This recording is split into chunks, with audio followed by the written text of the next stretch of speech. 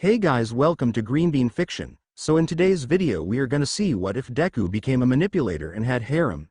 MHA Xcode Geass, Part 1. Before starting, make sure to hit that like button and subscribe if you are interested in MHA fanfictions. This story is The Obedience Hero, Zero by Distorted Battler 2. Now without wasting any more time, let's dive in. Do you ever get that, oh, feeling, when you figure something out that should have been obvious from the beginning? Like, for example, putting your pointer finger on the side of a knife to hold it steady while cutting. Yeah, I got that kind of feeling back when I was 4 years old. That feeling is long gone, but I remember the lesson I learned constantly, as I am reminded of it on a daily basis.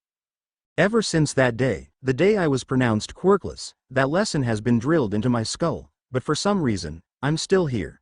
Sometimes, I am grateful that at least I had my mother, but sometimes I feel like she is the only reason why I haven't taken Kachan's advice. My dad acts like he gives a damn in front of mom, but he has shamelessly forgotten my name on occasion, and played it off as a joke.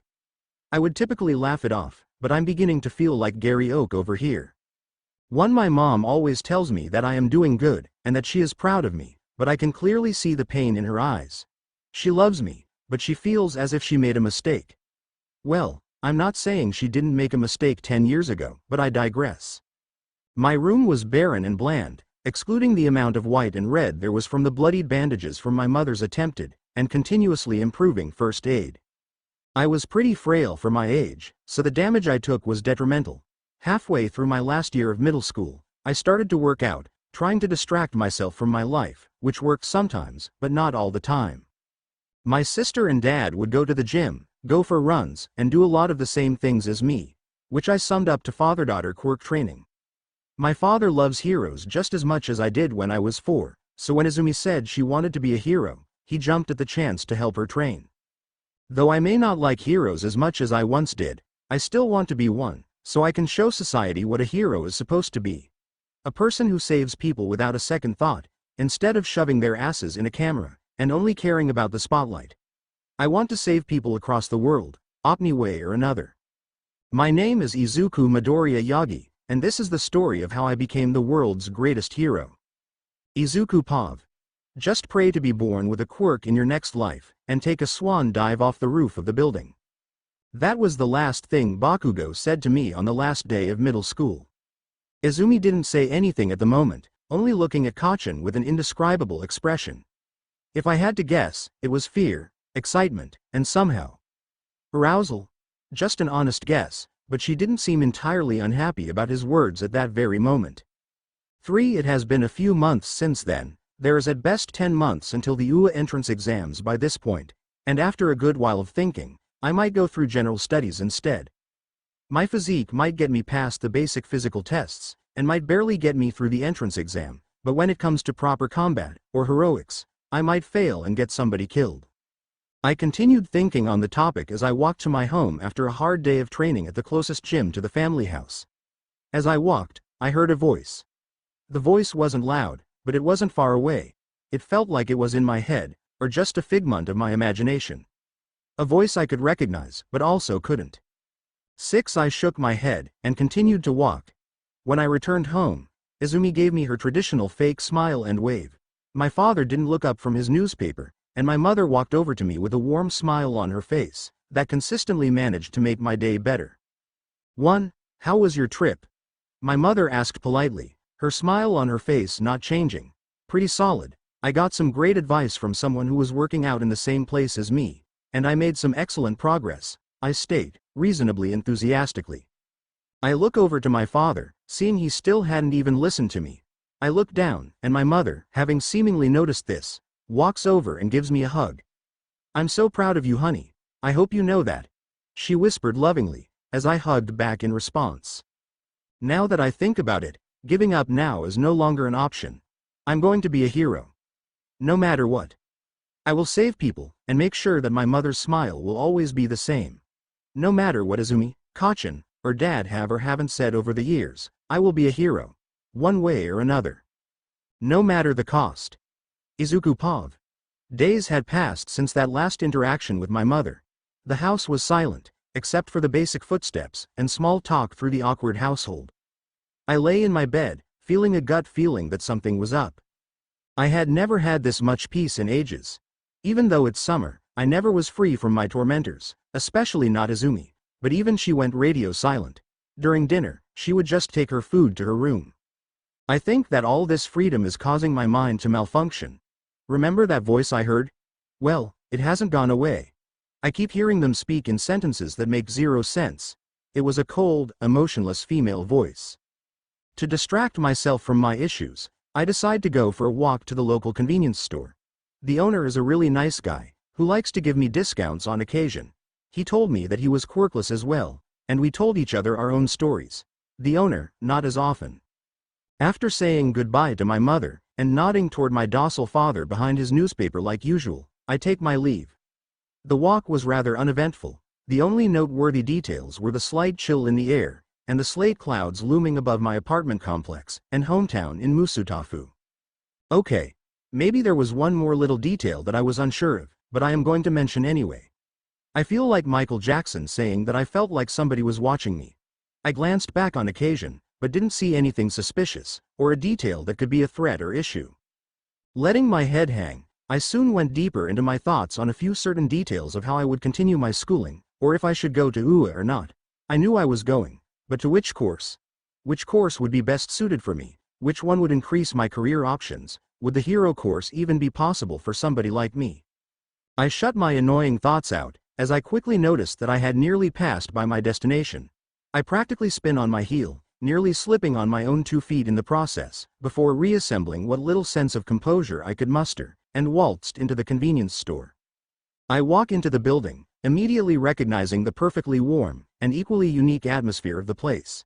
There was a bunch of knickknacks, such as cereal box prizes from over a decade ago, and cutouts from the back of pizza boxes crafted into little sculptures, or framed artworks.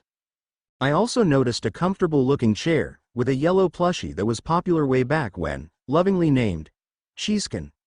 I never saw the owner sit in that seat, but I also was never granted permission to sit in it. I respected his boundaries, and conversed with him while standing like normal. After a while of searching, I finally found the owner of the store, his head down on the checkout counter that which he sat at. The closer I got, I could tell that he had fallen to sleep as per usual. I lightly shook his shoulder, causing him to slowly stir awake, and raise his head to look at me. MPH. Izuku. What are you doing here? He asked me, clearly still half asleep, his eyes having barely opened his eyes. I was hoping to talk. And also, I ran out of plain chips. I respond while looking at the floor, chuckling sheepishly. He lets out a sigh, letting a close-eyed smirk spread across his face, as he slowly stands up from his seat at the checkout. Well, what is it that which you wish to discuss? He asks jokingly, walking over to one of his seats, beckoning me to speak.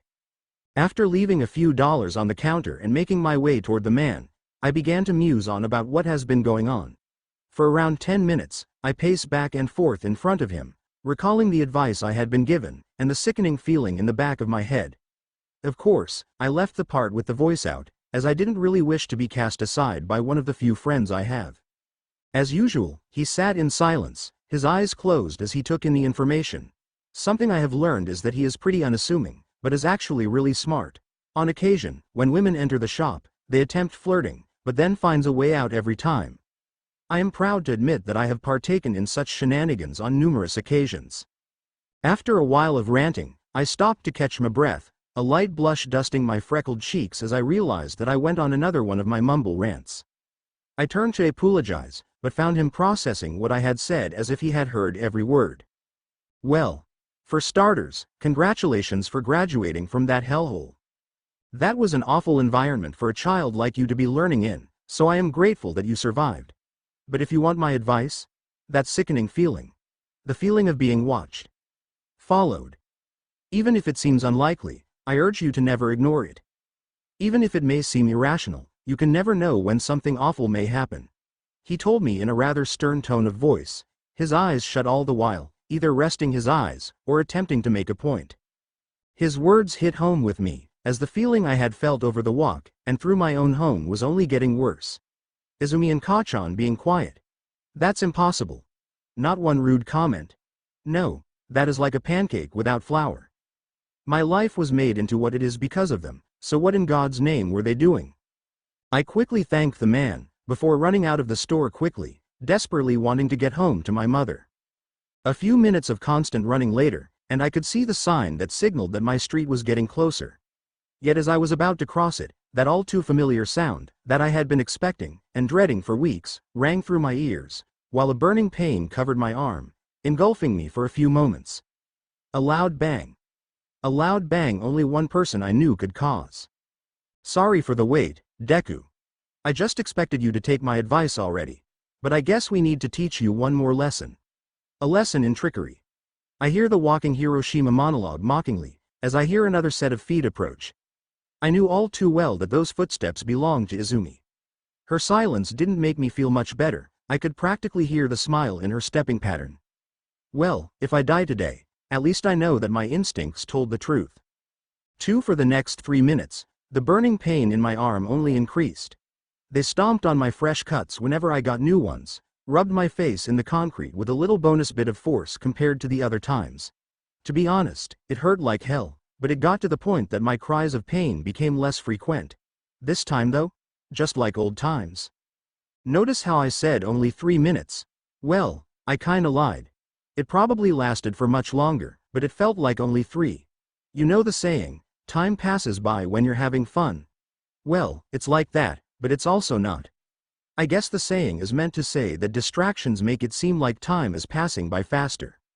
Well, it was basically just the same old.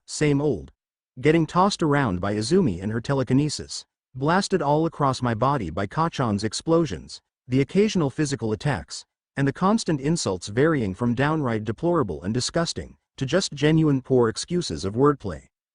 Could I have ran? No, why'd I know this? Experience. I had to take it. If I didn't, then I guess I would get an early grave. If I didn't, the pain would only worsen. I had to take it. I was curled up in the fetal position, unable to stand up. The explosions kept ringing through my ears again and again. I had taken worse, but this was still a torture session and a half if I do say so myself. Just as my eyes began to close, and my consciousness faded, the explosions stopped, and the ringing vanished from my sensitive eardrums. I opened my eyes with a bit of difficulty, getting used to the bright gray color of the clouds, and the glistening sun hidden behind the smokescreen of thick, condensed water. As I looked up, I saw the store clerk, standing in front of Kachan, a clearly angered expression on his sharp face. Behind him I noticed a bag, a plastic bag filled with plain chips. Oh yeah, that was the main reason why I even went to the convenience store in the first place. He was shouting at them, and they were shouting back. I couldn't tell what they were saying for the first few sentences thanks to the ringing in my ears. But after a while, I began to hear a few things. But one sentence stood out above the rest. I don't know if it was because I had never heard his name, or how he said it, but it stuck out like a swordfish in a pod of dolphins. No wait, I think I understand why I was so shocked. It was because they both listened to him. Lelouch v Britannia commands you, both of you, disperse at once. Lelouch Pav. A few minutes earlier. I swear to God, even I didn't have this many issues as a kid. Sure, my dad was a genocidal and racist maniac, but at least I had people who supported me. Every time that boy comes by my shop, I can't help but feel drawn to him. He makes you want to be his friend, even though nobody else has given that feeling a chance thanks to his lack of a quirk. Back before I was cursed with this code, quirks were non-existent, and the best we got was nightmare frames, or comic book superpowers. Now, decades later, superheroes have joined the real world, and nightmares are gone. The Zero Requiem worked for a good few years, but when these quirks came around, all of my hard work went to waste. Yet this boy, he has similar ideals to me, except for the fact that it seems he doesn't wish to kill. He is a kind and sheepish boy, but I can't help but want to talk to him each time he arrives. Him being one of my few regulars might add a bit to my respect for the kid, but that doesn't matter as of right now. CC is still in the back, and actually gets a light chuckle out of hearing whatever kinds of shenanigans he gets up to when he gets the chance. For once, CC displays a bit of emotion for someone. The kid has a strange fondness for plain chips, so I typically keep a bag near the cash register in case of a sudden arrival of the local green bean. I worry for that boy, but he always seems so optimistic. I don't understand how he can still keep such a bright smile, even though everybody uses him like a battering ram.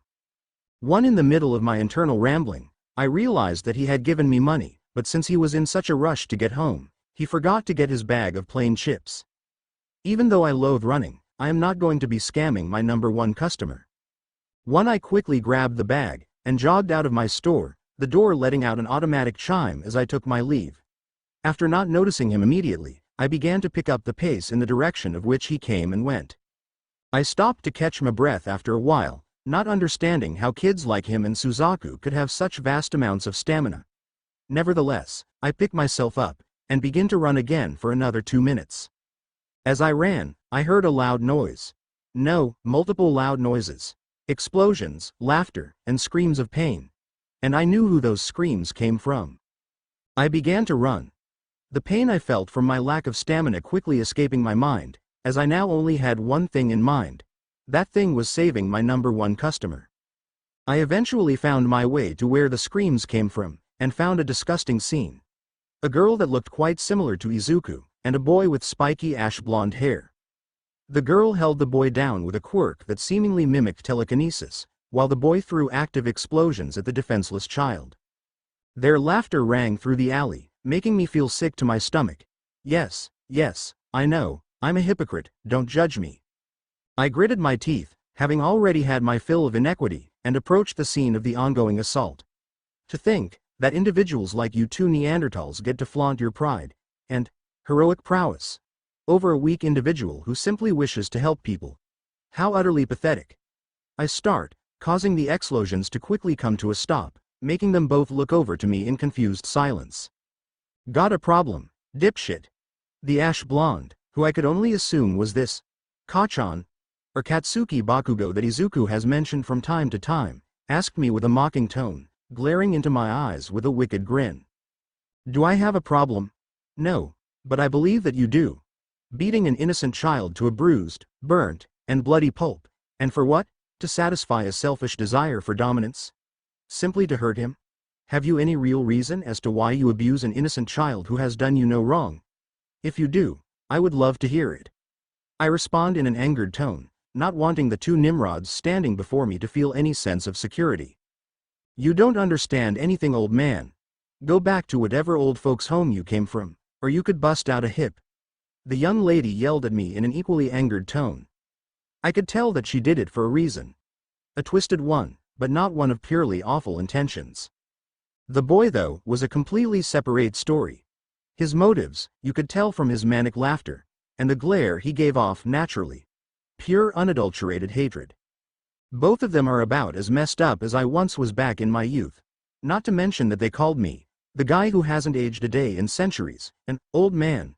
Not only are they deluded sickos, but they are also simple-minded, brainless buffoons.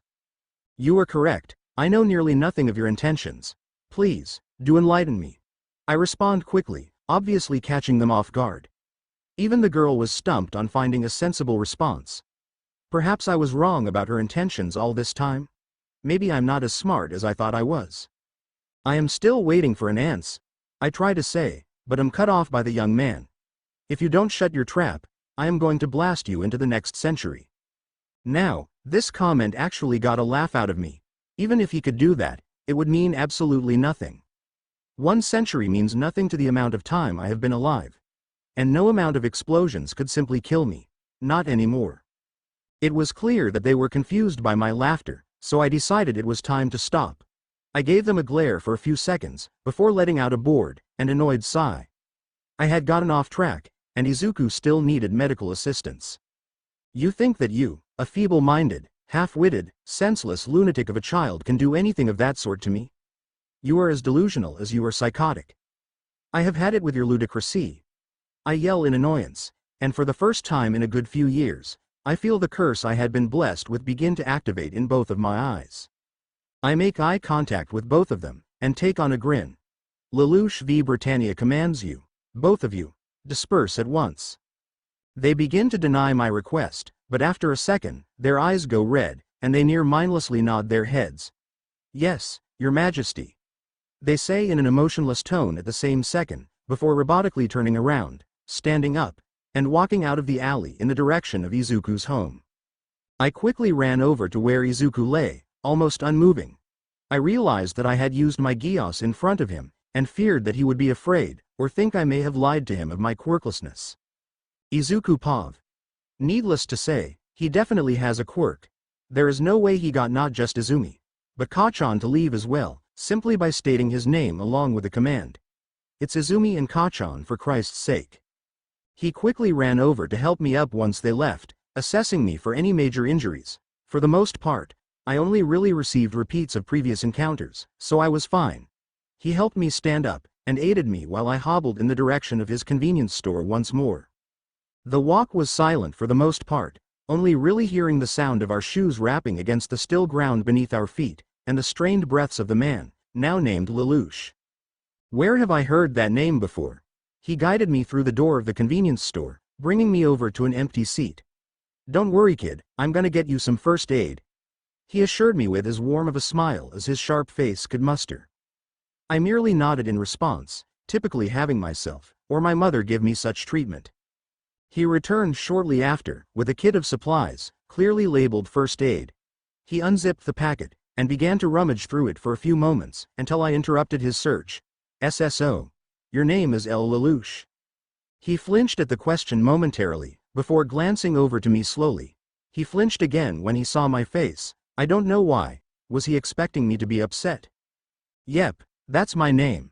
I apologize for not having told you sooner, he said slowly, before going back to his search, seemingly not wanting to continue. Yet, I still had one more question. Do you have a quirk? I asked in a strained tone, causing him to stop rummaging completely. He looked up at me with solemn eyes, yet didn't respond. I won't be upset. Why, you can tell me. Two would think that it's pretty cool.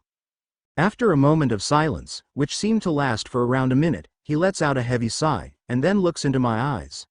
I don't have a quirk. He starts, causing me to suspect a lie. I have something far different from anything like that. He continues, causing me to tilt my head in confusion. You cannot see my power, nor can anybody else, except for a select few. Its alias is known as the power of the king, and it is more of a curse than any quirk. He finally finishes his search, and approaches to help with treatment, while I lean forward a bit, wanting him to continue his explanation. It is more commonly known as Geass, he says in a serious tone. The name, Geass, confused, yet intrigued me. Geass? I say in a questioning manner. Yes, Geass. It is a supernatural power that is quite different to that of quirks. A quirk is a genetic mutation which passed down through generations, but Geass is far from genetic.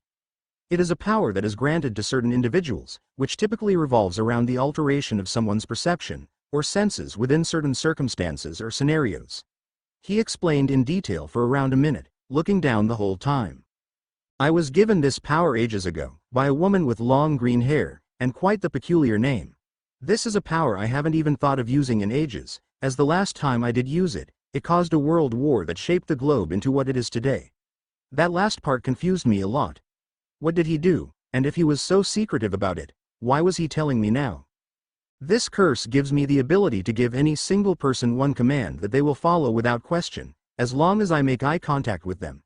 Years ago, I used this power to do abominable things across the planet, creating an order of incredible warriors, and betraying everybody's trust along the way. He said slowly, as his body began to tremble. It was clear that he was filled with grief, and the things he has done still haunted him. But in the end, with my death, peace was restored across the globe, and the few people who cared for me had semi-happy endings. Yet of course, with the development of quirks, that peace quickly ran away from reality. With every sentence he spewed, I only became more and more confused. Even though I strived for peace, I can't go back. I can't do what I did again.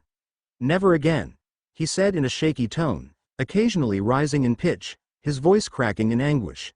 I reached out my hand, and put it on his shoulder to try and comfort him. Though I don't agree with what I assume your methods may have been. Why your goal was just. I started slowly, before building up what little confidence I had to ask the question I planned to ask. Lelouch. If you can't fight that fight anymore, could you give me the power to do it instead? At that, his head shot up, and he looked into my eyes in shock and fear. "Did you not hear a damn word I said? This power is a curse? It can do terrible things? Are you mad?" I build up my resolve, and shoot a confident glance back at him. "Quirks are no different, except for where they come from. I know what you did was wrong, and I know that it is strong, but I can take it." He stays silent, glaring into my eyes for several seconds, yet I don't falter, and keep my confident gaze strong. "A Geass user cannot give out a Geass." He starts, causing me to slump down into my seat a bit. "Unless they have a code." He finishes, pulling down the collar of his shirt, revealing a red marking at the very top of his chest. "Listen, kid, I know you are smart, and your drive is inspiring, but this is a huge thing. I am assuming you wish to become a hero. But this power can either make or break people. This is your last chance to back out and stop conversing with me," he says in a stern tone, not breaking eye contact for the whole rant. "Lelouch. If it means I can help people, then I will do whatever it takes. I'm ready." Lelouch waits for a few moments before putting his hand on my shoulder. After that, I felt my mind go blank, and several visions shoot through my mind. A violent war, a giant white and gold mech, a red and magenta one with a large claw, several people who were seemingly royalty, and a mask. A strangely familiar mask. One word shot through my mind again and again. Zero. I was informed of my contract, as I floated through my empty mindscape, to which I agreed without hesitation. "The power of the king will isolate you from society. You will walk among humans, but live a different life, with different rules, and a different standing. If you accept this contract, you will be accepting these terms." Those were the words I heard, in Lelouch's voice, shooting through my hollow mind. When I woke up, I had my wounds tended, and I felt different. I felt like normal, all the pain still there, but dampened. But in my mind, I knew. I knew that I had something different. I now had power. "Lelouch. We have the same Geass," I said slowly, looking down at the floor in awe, finally seeing my eye, and watching it become red, that same marking from Lelouch's chest showing up. "No. You have a stronger one," he said in response, causing me to nod silently, realizing the same thing he probably realized. "I would be dangerous, if left unchecked. Come by the shop whenever you can, you have much to learn, and several people to meet."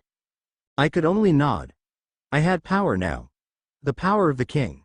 2 commands per each person I talked to, and it would reset at the end of each month. As long as I make eye contact, I could do nearly anything. But I couldn't get cocky. Not now. Not ever. I got up slowly, and stumbled out of the building with a newfound determination. I would have to return soon, because I know that if I don't strengthen my resolve, will, and intelligence, then I will be a threat to society.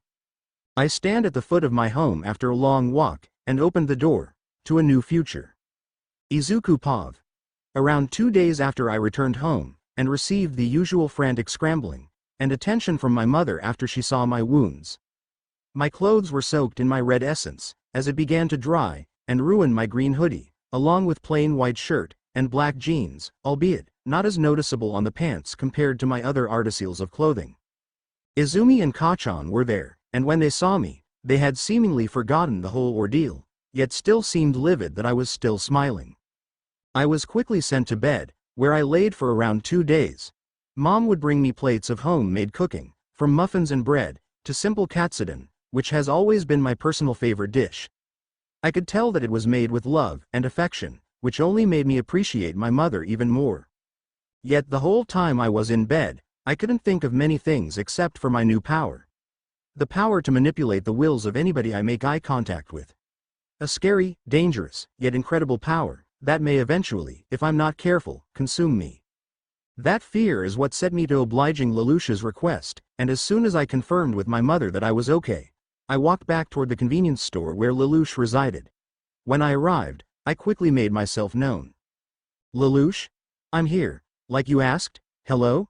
Is anybody there?" I call out with as much boom to my voice as I could muster, even though it was little. I was about to call again, but I was quickly interrupted.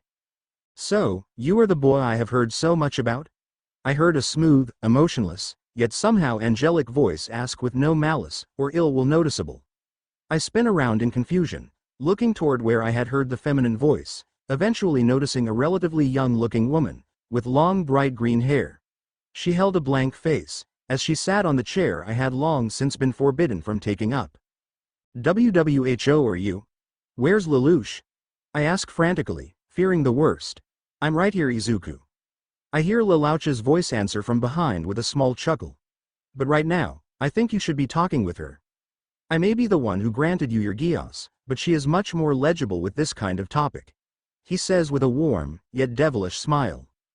I slowly nod my head and look over to the woman, who was currently cuddling with the Cheese-kun plushie on the chair. So, Lelouch gave you a Geass, correct? She asks, not even glancing toward me. Yes, but how do you even know about Geass? Did Lelouch tell you too? Wait, but he said that you were more legible. What did he mean by that? Of course I would know about Geass. I am the one who gave him his Geass after all. She responds to my question with a bit of sass, as she put her hand under her bangs, lifting them up to show the same marking that was on Lelouch's chest. My eyes widened, as I realized just what that meant. This woman was even more knowledgeable about Geass than even Lelouch.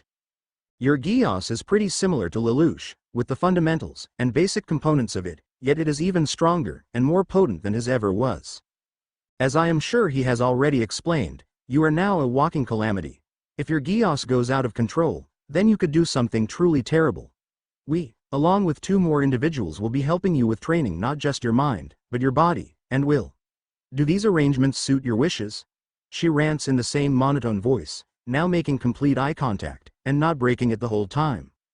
They do, miss, and I am grateful for the opportunity to better myself, and try to make a difference. I respond with as big of a smile I could muster. For the first time during our conversation, I saw the woman smile.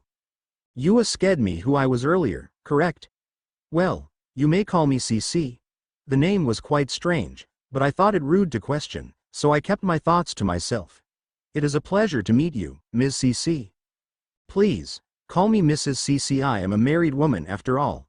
She responded in a teasing manner, still cuddling with Cheese-kun. Oh, sorry, I didn't know that. Who are you married to? I ask, my voice cracking several times as I spoke. I look back at Lelouch, seeing him get the faintest blush, and look away. Realization hit me like a bullet train, as I let my inner thoughts get the best of me. So I yelled out in shock, at quite the high pitch. WHA! Jesus Christ, Izuku. Shut your trap, will ya? Lelouch yelled in frustration, causing me to flinch and jump back. 1cc was giggling slightly in the background, as Lelouch began to berate me for how loud and emotional I can get. Lelouch lets out a tired sigh, and looks at me for a few moments. In all of my hundreds of years of living, I haven't seen a child quite like you. He said slowly, before gaining a small close-eyed grin. Trust me, Lelouch. I had to deal with you for a year, and you could act annoying sometimes as well. CC said in a joking manner, as she continued giggling. As the two began to bicker, I quickly realized just how long these two have been alive. All of their experience. All of their knowledge. All of that, they were going to give to me. I couldn't let them down, not now. Lelouch noticed my anxious gaze, and at that, he and CC stopped their little friendly teasing, and went almost silent. Izuku, you may go back to your residence. Use this as your excuse for leaving. Lelouch added at the end, as he reached under the counter, and pulled out a plastic bag, filled with plain chips. Tomorrow, you will be meeting 2 new people.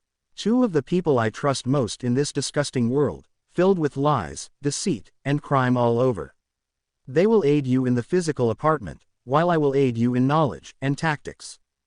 I nod in response, excited to begin my training in the coming days. I nod, taking the plastic bag with a thankful bow, and turning around to take my leave. Lelouch Pov. So, that was the boy, huh? He is just as adorable as I had imagined. CC exclaimed to me, with an odd show of maternal-like emotion. Adorable? I haven't ever heard you say that word before. Is he that special? I just thought he was intelligent, and was a fun chat. Of course he is. Did you see those freckles, or that perfectly head-patable bush of hair? He looks even more cuddly than Cheese-kun. She exclaimed, for the first time in a while, giving me one of those few bright smiles, as if she had just been given the keys to Pizza Hut, and 48 hours to go HOHG wild. She quickly realized what she was saying, and put back on her emotionless stare. But of course, he is your apprentice, and already has a mother. I have no right to act that way around him, it would be insulting. I chuckle a bit at her antics, enjoying how heavily her behavior contrasted to her regular demeanor. I am sure he wouldn't mind another supportive figure in his life. I know I didn't mind when you joined me on my quest for a new life. I say, looking back on the day after we had saved Nunnally from the late Princess Shamna, and her order at Zilkstan. Joined you? If I recall properly, it was you who joined me. She said in a snarky tone, giving me one of those teasing glances again, as she got up from the seat she had taken up, leaving cheesecake on it. Even if that is true, you still agreed to marry me that day. Even if it was an unconventional proposal, you did agree to be my one and only. You have supported me since the day I first got my Geass. You were my partner in crime. Now you are my life partner. What I mean to say, is that support can go a long way. Perhaps there is some truth to that statement. She responds to my tirade, with a smile, now looking into my eyes. Of course there is. And besides, it has been centuries. If we can't conceive a child, what is so wrong with treating a child like our son? I ask, looking into her eyes. Though we tease each other, and used to argue a lot, I knew I made the right choice, going to that truck crash that fateful day. Maybe you are right. CC says in response, walking closer to me, and wrapping her arms around me in a hug. I hugged her back, rubbing soothing circles on her back. We stayed like that in silence, until we heard the bell jingle, causing CC to reluctantly walk into the back, as I aided the paying customer. Izuku Pav. I returned home that night with an excited smile, and one bag of plain chips richer. After being introduced to Mrs. CC, I cannot wait to see who I will be meeting tomorrow. From how Lelouch spoke of them, they must be incredibly talented in the physical department and close friends. I opened the front door to my home, only to hear a load of shouting coming from the kitchen. Izumi was sat at the dinner table with her head down, whilst Mom and Dad were having a screaming match. This was quite the rare sight to see, as my mom is a sweet, non-confrontational person, who is typically content with her position within the family. However, the words that were coming out of both of their mouths were so unlike her, or what I had seen from Dad. This was serious. I decided not to make myself known, as I hid around a corner to not distract them, or get in the way. I peeked out from behind said corner, wanting to see what they were conveying through body language. For the last time, Toshi, you have seen the proof, you have seen it for years. Izuku comes home with not only burns, but bruises that can't be possible without the help of, you guessed it, telekinesis. When are you going to accept the fact that she has been abusing her little brother? Mom yelled in anger, her tone shattering further with each decibel she rose. I have talked to her about it, and yes, she admitted to roughhousing with him a bit, but I don't understand why you would call that abuse. She loves her little brother, and would never willingly hurt him. Dad responds in a stern and deep voice, glaring at her with his electric blue irises. 1. You can say she loves him so many times, yet has she ever said it? Have you ever said it since he was pronounced quirkless? He has been fighting against so many people, including you, and our daughter. You are blind to his pain, because you never even bother to look at him. Mom began to tear up as she continued yelling, her legs were trembling. She is as emotional as I am, so it was clear that this was taking a toll on her current mental and physical well-being. What happened next, I hadn't even thought as a possible occurrence. I saw my dad's body begin to grow and expand, granting him a large, familiar muscular build. His blonde hair stood up, and his normally frail build quickly inflated into a tall and incredibly well-built man, who I, to my horror, recognized all too well. All Might, the #1 hero. Watch your tone in my household, Inko. I may spend more time with Izumi, and that is because she can become a hero, and has the heart to do it. The fact that you'd call my daughter a villain is simply disgusting. Dad shouted in anger, his voice now as loud as a freight train. 4. I began to back away, unable to process what was happening. The person who kept me going, who kept my dream alive for all these years, my hero, All Might, was the dad that never bothered to utter a word to me for over a damn decade. As I backed away, I tripped on a slip of paper, causing a loud thump to go through the house.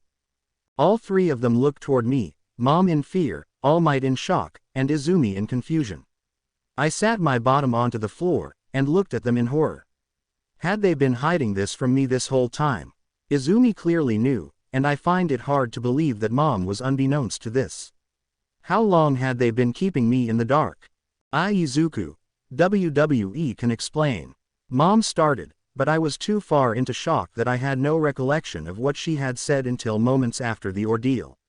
I looked down, trying to get all of this information through my head, only to notice the slip of paper I had slipped on. At the top of the page, there read the words in big bold letters, "Divorce Agreement." I began to hyperventilate on the spot, causing Mom to begin to approach me out of worry, yet my thoughts were only stuck on a certain topic. My hero was against me, my mom is on the verge of breaking down, and now they are both getting a divorce. Because of me, I scrambled to my feet as quickly as I could, and ran toward my room, unable to take the stress. Why I didn't run to the front door, you may be asking. Well, I still ask myself the same question on occasion. Yet I'm glad I didn't. I slammed my door shut, ran over to my bed, grabbed my pillow, and simply screamed into it. I heard a rapping at my door, but I simply ignored it. I couldn't take it. The tears finally began to leak from my moistened eyes, and my screaming only grew more and more painful. I was the reason for my family being split up. I was the reason for my beatings. Everything was my fault. After a while, the knocking stopped, and I heard my door being opened. I looked toward my door, seeing Mom standing there. She slowly walked over to me, sniffing back the tears, as she then embraced me in a hug. "It's okay, honey, just slow down, take a few deep, and slow breaths for me, okay?" She asked me in a low and caring tone.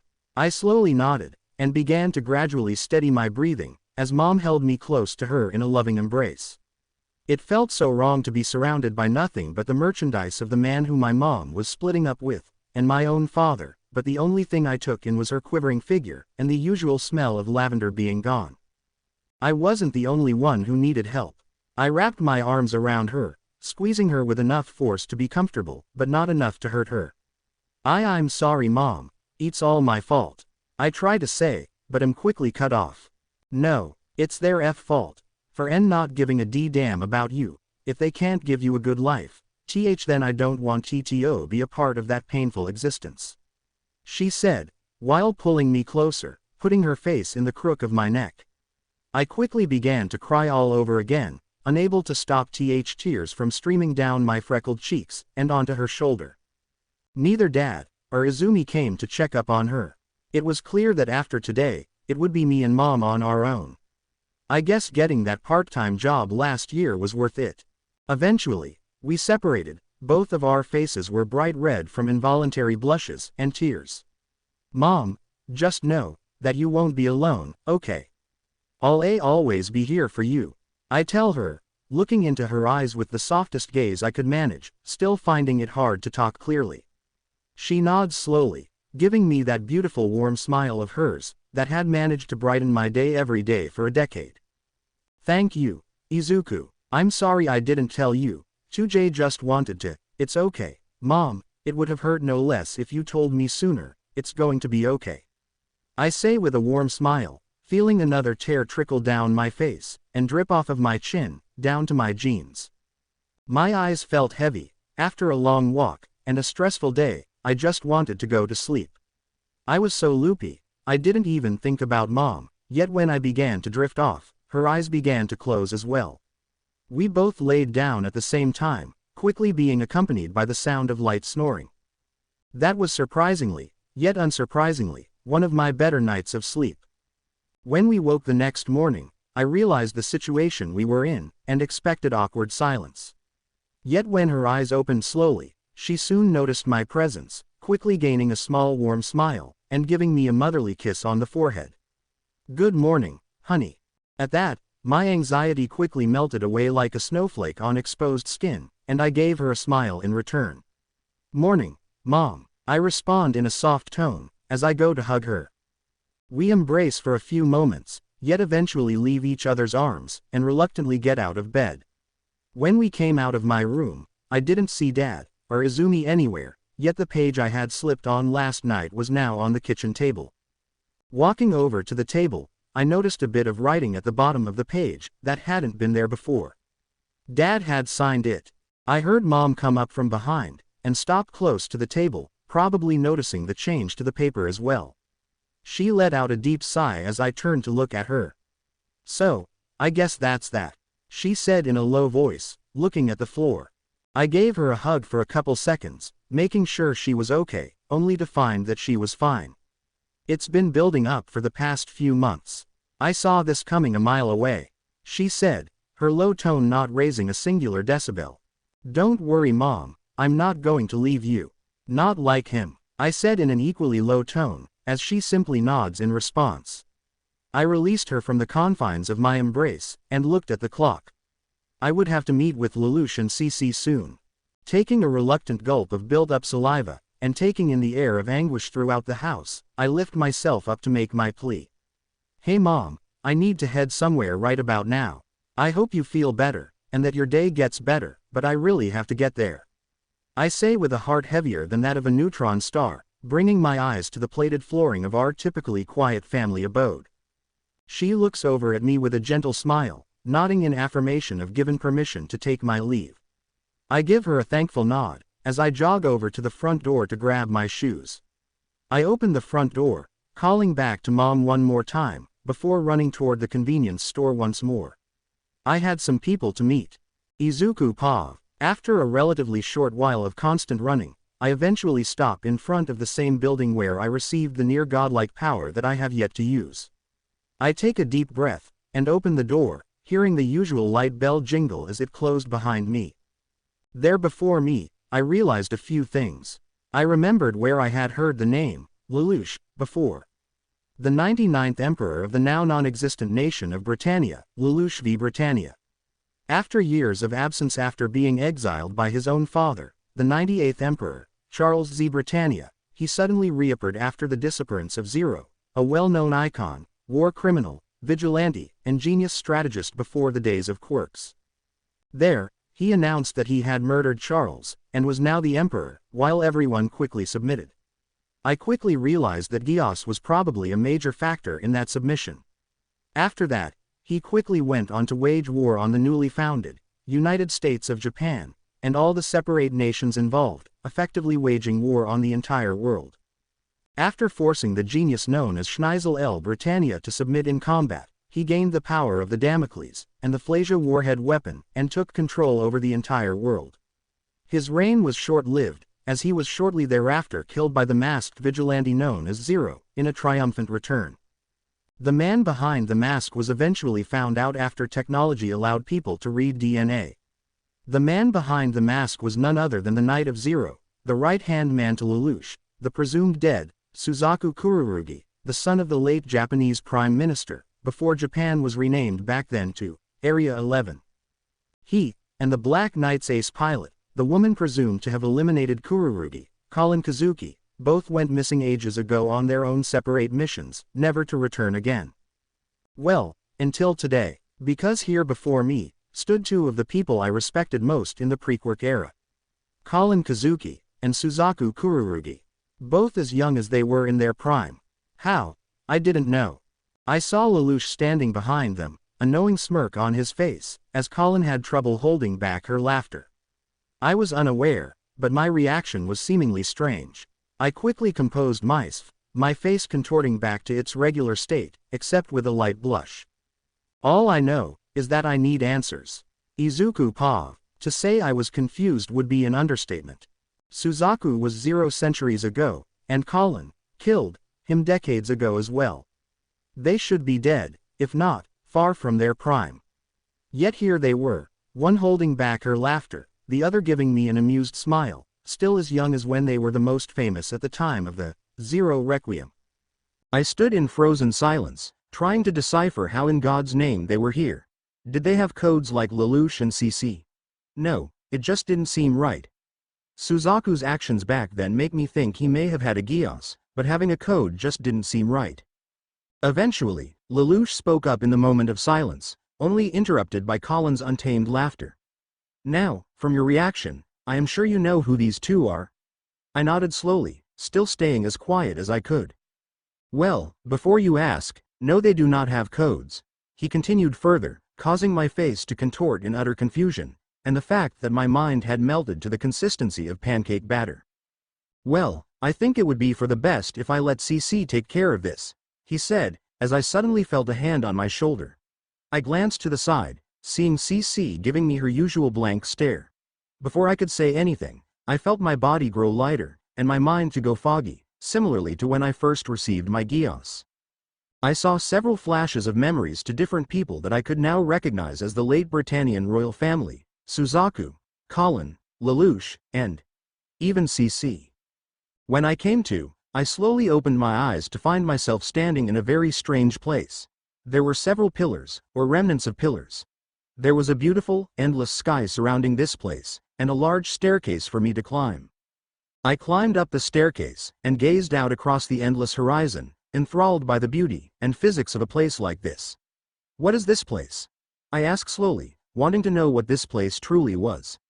"It was called the Sword of Akasha a long time ago. Now it is simply called the Gate." I spun on my heel, almost tripping in the process, as I heard CC suddenly speak. She looked at me for a moment, the bright light from the eternal horizon shining across her golden irises. After a moment of awkward silence, she began to giggle slightly. "I apologize if I startled you, I just wanted to answer your question." I take a deep breath, and nod my head in response. She walked up beside me as I went back to staring at the endless sea of color and light. I was curious on a few things, so I turned my neck slightly as to look at the lime-haired immortal. "So, could I ask why this place is called the Gate?" I asked, while glancing at the blank expression of the woman, attempting to catch a glimpse of any sort of emotion or reaction. She eventually closed her eyes, and gave a light smile as she spoke. "Because it is a gate between reality and limbo in a sense. In here, we have access to areas and places that nobody else has access to." I took in all of the information with an open mind. After meeting two immortals, nothing was truly impossible to me anymore. "Like what, Mrs. CC?" I asked, tilting my head in curiosity. "A world in which age, reality, and limbo are all nearly irrelevant. A world called the World of C. A world obtained in the afterlife, or by code Wilders." She responded slowly, as if to let me take it all in. 2. In the world of C, time moves differently compared to the world you know best. At the Gate, time moves regularly, but once you make the trip, the laws of time change, allowing you to grow quite slowly, while the world revolves without you. In the world of C, you can see almost anybody from the past. Centuries ago, Lelouch offered Suzaku, Colin, and even a certain few others the chance at basically immortality, yet only those two accepted the offer. All said that one day, they could train the next Geass user. That would be you, Izuku. The entire time she said that, she gave me a smile reminiscent of a morning sun, bright and warm, yet clouded, cold, and unfeeling. All of these centuries of waiting, of knowledge, of all their culminated efforts was all for me now. Just to add even more pressure to my already stressful existence. Nice. "We all want the best for you, Izuku. Lelouch has informed us of how your life has been thus far, and we are all here to talk to, and to help you. No need to stress if you mess up, or have a hard time. We are all here to help you improve, and get better," CC said in a tone that I hadn't expected from her. It was just as warm as her smile only moments ago, almost motherly. I nodded in response, still unsure of myself, but not wanting to disappoint. "She's right, Izuku." I heard from behind me. I turned around, and saw Suzaku standing there, as Colin begins to enter the frame. "We are all flawed here.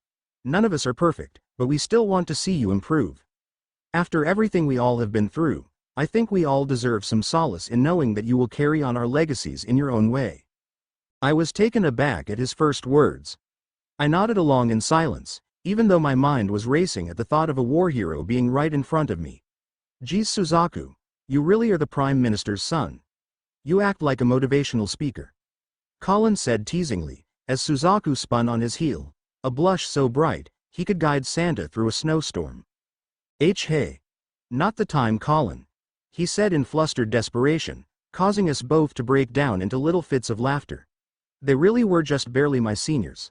"Look, what this idiot was trying to say is, we have your back. You don't have to worry about being alone. We've gotcha," Colin said in a boisterous tone, giving me a thumbs up with a toothy grin. I nodded in response, as I watched the two of them continue to bicker. You will have to get used to this, honey, it is quite common. CC said with a light chuckle, as I nodded. Oh, I can tell. I will show you where the gate leads to someday, but before that, I think you should go through your training. At that, I nodded eagerly, my eyes brightening up. I completely agree, Mrs. CC. I really should be sure of my readiness for something like that. Well, if you agree, I should take you back to reality. You have training to take part in. I nod in return, hearing the cracking of knuckles, and silent bickering of Suzaku and Colin behind me. With the touch of her hand, I felt my body grow light once again, and my consciousness fade. I woke up, sitting on one of the seats in Lelouch's convenience store. As I looked around, I soon noticed Suzaku and Colin looking at me from across the room. Soon, Colin got up and approached me. Well, Lelouch told us to train you, so wanna hop to it already?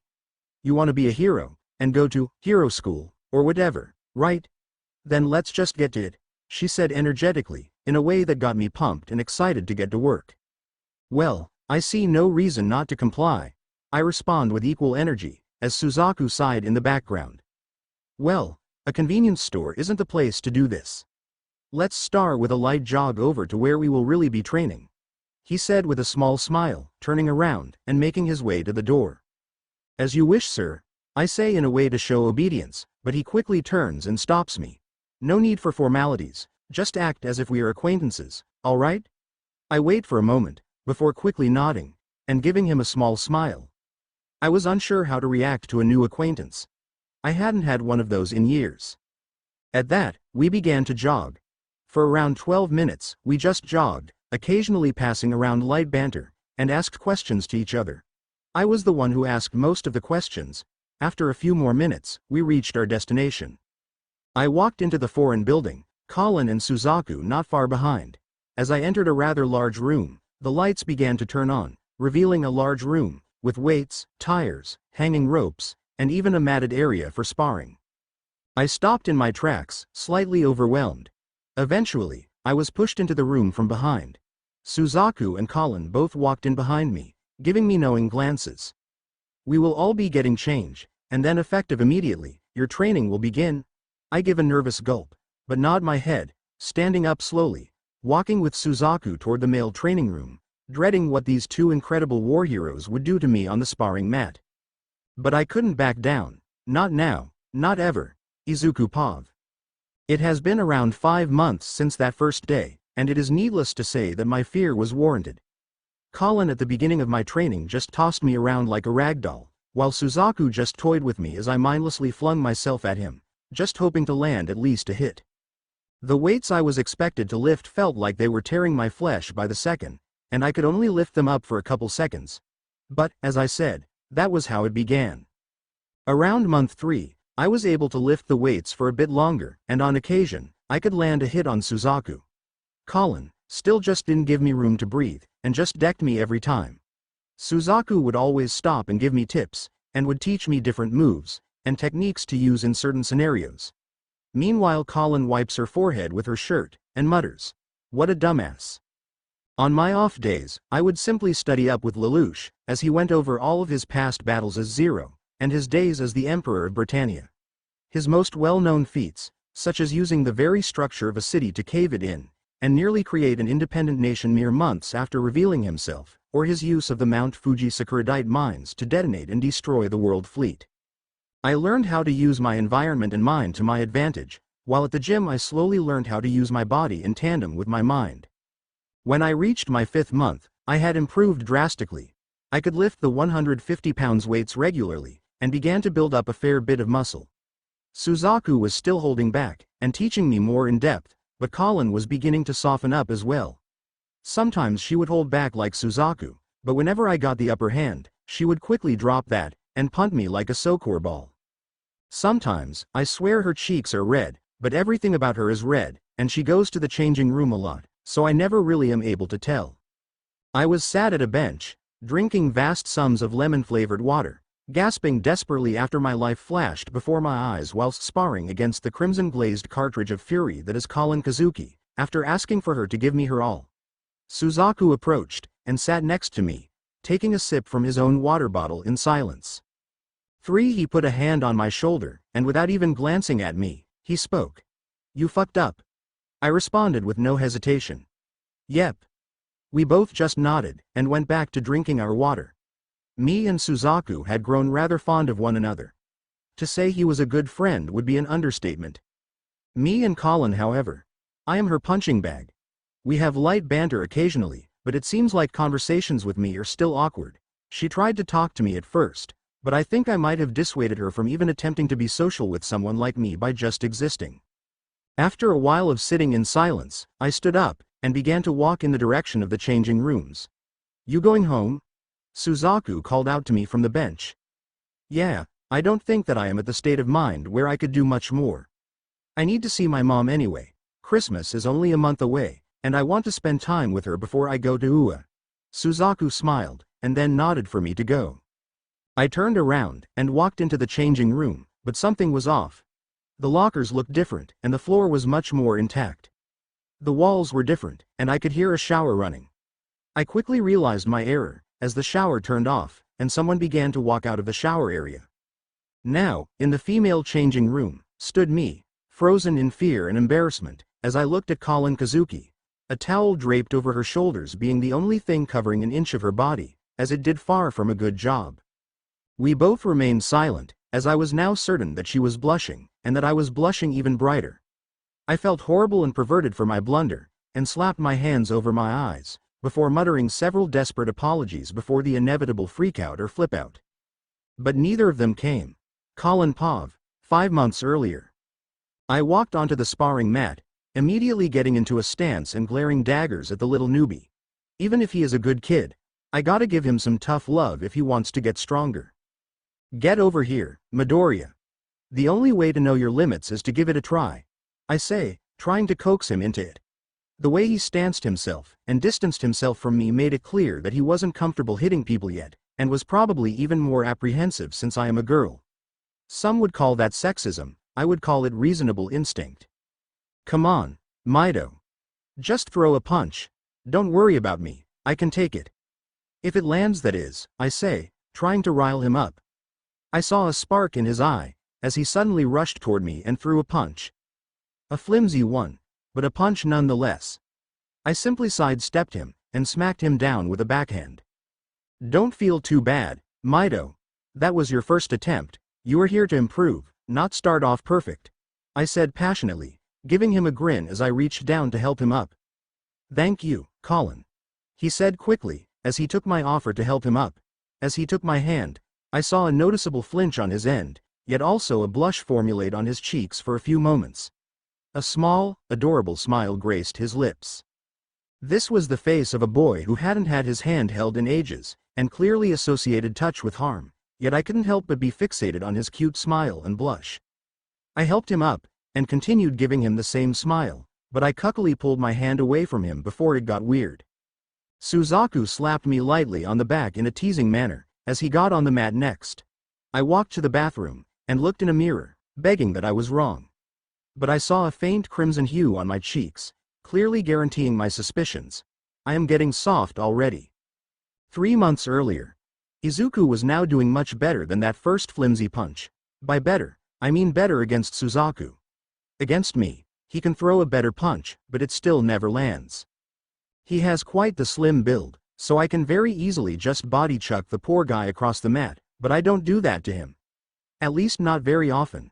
He can give Suzaku a decent fight, but Suzaku is holding back a huge amount. I think he is trying not to give the same amount of PTSD to Izuku that he did to Lelouch. I sat on the bench, just watching them spar on the mat as per usual, Suzaku obviously just dodging, and giving pointers to the poor kid as he threw out random attacks. After a good minute, Suzaku landed on one foot after jumping to dodge a sweep of the leg, but it seemed like that was Izuku's plan. Immediately after he landed, I saw Suzaku, for the first time in decades, take a nasty uppercut to the chin. To not cheer at that moment was the biggest challenge I had faced while training him up until that point. "Aw, sorry, Suzaku," Izuku spouted out frantically, running over to see if he was okay. To his, and my shock, Suzaku just began to laugh. Not a manic laugh like Mr. Lamperouge over at the convenience store, but a genuine happy laugh. After a while, Izuku began laughing along with him, a smile as wide and bright as the Pacific Ocean under the morning sun. I forced myself to look away from the two of them, and walked toward the bathroom once again to hide from their vision. My cheeks had constantly been turning the same crimson color, but it got more prominent every time. This time, it was dangerously noticeable, and I could feel the heat dancing across my cheeks.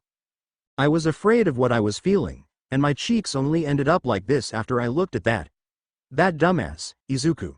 Why is it him? He's my kohai? My junior? I whoop his ass on the daily, and am his trainer, so why is it that this stupidly adorable dumbass that makes me feel like this? It's not like I like him like that, so why do my cheeks heat up? Why do I want to be close to him? Why does my heart ache when I'm not close to him? Why does his smile make my heart race? Why do I not hate these feelings? Present day, well, I blew it. He asked me to stop holding back out of nowhere today, so I decided to oblige. I practically punted him to the ceiling, and the thud that was made when he came back down just made me flinch. He ran away from me like a dog after being kicked by their owner, and to say that my heart hurt would be an understatement. He always runs to Suzaku for tips and advice, or whenever he gets mopped like a dirty floor, and it kinda hurt to watch. Whenever that would happen, I would just run back to my little changing room that I had all to myself, and take a shower to take my mind off of myself. I don't like being so hard on him, because I know it scares him, but I want to see him grow and succeed. He has already grown up so much, and has gotten such a good build. God, he looks so. Oh, what the hell am I thinking? He's afraid of you, and you toss him around like a salad on a daily basis. Get your head out of the clouds. This shower is meant to clear my head, not fill my head with more thoughts of that dumbass. That green bean. That baka. That adorable, passionate, and well-built green bean. God. It's like I'm going crazy, talking to myself in my head about the boy I like. What is love? Baby, don't hurt me. Don't hurt MWH. What the hell am I thinking? I need to get that stupid song, and that green bean out of my head. As I had my little internal argument, I heard the door to the changing room being opened. Knowing that there were only two options for the people it could be, I turned off the shower, grabbed a towel, and slowly began to come around the corner. Suzaku is always far too aware of everything at every given moment, so it couldn't be him. Izuku would definitely make this mistake. And to be completely honest, I hope it's him. Izuku Pav. Present time, possible NSFW warning. 5 Silence. The tension was as thick as pound cake. I could actively try to cut through it, look like an idiot, and then the tension would only thicken. I stood in wait for her to begin screaming and hollering, but she remained completely silent. I decided to take the risk, and look up. As my eyes began to assess the scene, there was steam coming from around the corner that Colin had came. Colin was still dripping in warm water, as she stood in hushed limbo. As I noticed the dripping water, no matter how much I restrained myself, I couldn't stop myself from taking a glance at the body she still wasn't attempting to cover. She had clear and smooth skin that shone under the slightly dim light of the changing room. Her large bosom laid in rest, perfectly perky, round, and smooth. Her areola were seemingly hardened, and slightly stood up, as they dangled over her toned and fit body, her abs protruding from her skin ever so slightly to showcase how she shone under the dim light. As I subconsciously assess her body against my better judgment, she walked over to one of the benches in the room, and sat down silently, her long legs and thighs as thick as the air. After 3 seconds, she quickly patted the bench beside her, beckoning me to sit down next to her. Gulping my fears down, and collecting my bearings, I walked over to the bench, and took a seat next to her, but kept my distance as not to make her uncomfortable. The silence quickly resumed, as my anxiety restricted me from saying anything else other than the apologies I had muttered earlier. After yet another moment of awkward silence, I finally heard her voice. So, why haven't you used your Geass on me? She asked me without stuttering, yet also without taking a second to glance at me. I mean, you could wipe my memory. Make me your slave. Make me love you. So why haven't you done anything yet? These questions concerned me to quite the degree, and I found myself quickly snapping my neck in her direction. Why would you ever even think I would do something like that? She quickly shot back with a reply. Who wouldn't want to get rid of an embarrassing moment? Manipulating my mind is the easiest way out, isn't it? She responded in a monotone, still only staring at the plated wall of the changing room. I brought my eyes to the wet floor, unable to understand her reasoning. I get that I have the ability to do things like that, but that doesn't give me the excuse to indulge in filthy pleasures on unconsenting people. It may be embarrassing. But I need to accept my mistake, and man. I'm so fucking sore. As I tried to give a more proper apology, I was quickly cut off by being tackled off of the bench and onto the damp floor. The first thing I could notice was a warm sensation covering my chest, and that warmth came from a quivering weight that was gripping my shirt shakily, her face stuck in the crook of my neck. I was stuck in an awkward, yet comforting silence, unable to protest, or even process what was happening. "Oh Izu. That was exactly the response I expected from you. Way to be predictable, dumbass," she said with a giggle that melted my heart, even more so after her warm embrace welded me to her mere seconds earlier. Speech was impossible to me. I was completely incapable of having any logical thoughts. "You are such a pure-minded little baka. With such an adorable little smile. Do you want to know a secret, Zuzu?" Her voice was as alluring as her gaze was fierce, forcing me to nod in instinctive submission. "Even if you had used your Geass on me, it wouldn't change a thing." She started slowly, gazing into my eyes seductively, pressing her wet breasts against my chest, dampening my shirt in the process. Before I could question what she had said, I had already received my answer. 1. Because I think I already love you. After a few moments of oddly comfortable silence, both of us simply looking into each other's eyes, our composure and adrenaline having ran away as fast as my heart beated. Our faces had become the same color as Colin's hair, but she still refused to get off of my chest. I wasn't sure of how I felt toward her in that aspect, but her words had quickly warmed my heart to the point that I felt myself overheating. Subconsciously, my hand guided itself to her back, and trembled while attempting to hold her steady. "Listen, Kakalin. I'm not good with ANY of this. But if it's okay." Before I could finish, I felt a warm, moist, and soft sensation on my lips. Without much hesitation, I returned the gentle kiss, the warmth slowly melting my worries away. She pulled her lips away from mine reluctantly after what felt like half an hour, but I'm sure was only 30 seconds, and began to snuggle her face into my neck again. "Let's take it a bit slower after today. Okay?" she asked in a soft and muffled tone, causing me to nod quickly, not wanting to embarrass her any further. Around 4 minutes later, she had dried herself off, and put on a fresh set of clothes. I wasn't the best with girls, romance, or anything that resembled relationships. But I was willing to give it a try. I am going to try and move on from who I was, and become a new me. With Colin, I think I may be able to change. I'm not sure about love immediately, but I'm willing to give it a shot. Izuku Pav. End of month 9. As I stand in the middle of the mat, after 9 months of training, having finally been able to beat Suzaku in simple hand-to-hand, I looked back on the first 5 months of my training. The sickly stick figure I used to be made me laugh. Reminding myself of the first time I had punched Suzaku, or the first time I made Colin actually try, truly filled my heart with warmth and pride. Speaking of Colin, I think that the accident of walking into that changing room was the greatest mistake I could have hoped to make. As we decided on that fateful day, we had decided to take any romantic action slow, and go at our own pace. I find it a bit harder to hit her in our sparring matches, but after a while of confusion and anxiety, we agreed that I needed the training if I were to go to UA. I can't believe I never noticed this before, but whenever she smiles, you just get a subconscious urge to smile in return. It just sends a wave of warmth through my body, and I can't help but love it. Aside from that, I have also noticed that she is a massive hugger. Whenever she is happy, excited, or proud of me, or something she did, she just gives me a huge squeeze, and nuzzles into my neck. It is completely against her character, and I just find it so damn cute. I can't help it. Her hugs are so damn warm, I just love them. Anyway, moving on, as I said, I just beat Suzaku in a no-holds-barred sparring match. I think I received a concussion, and my knee kinda snapped in 2 pieces, but it's no biggie. Oh yeah, something else I love about Colin is how she has the most adorable voice whenever she is cheering. I never got to hear it before, but now that we are a thing, I hear it so often. God damn it, she is adorable. Well, would you look at that?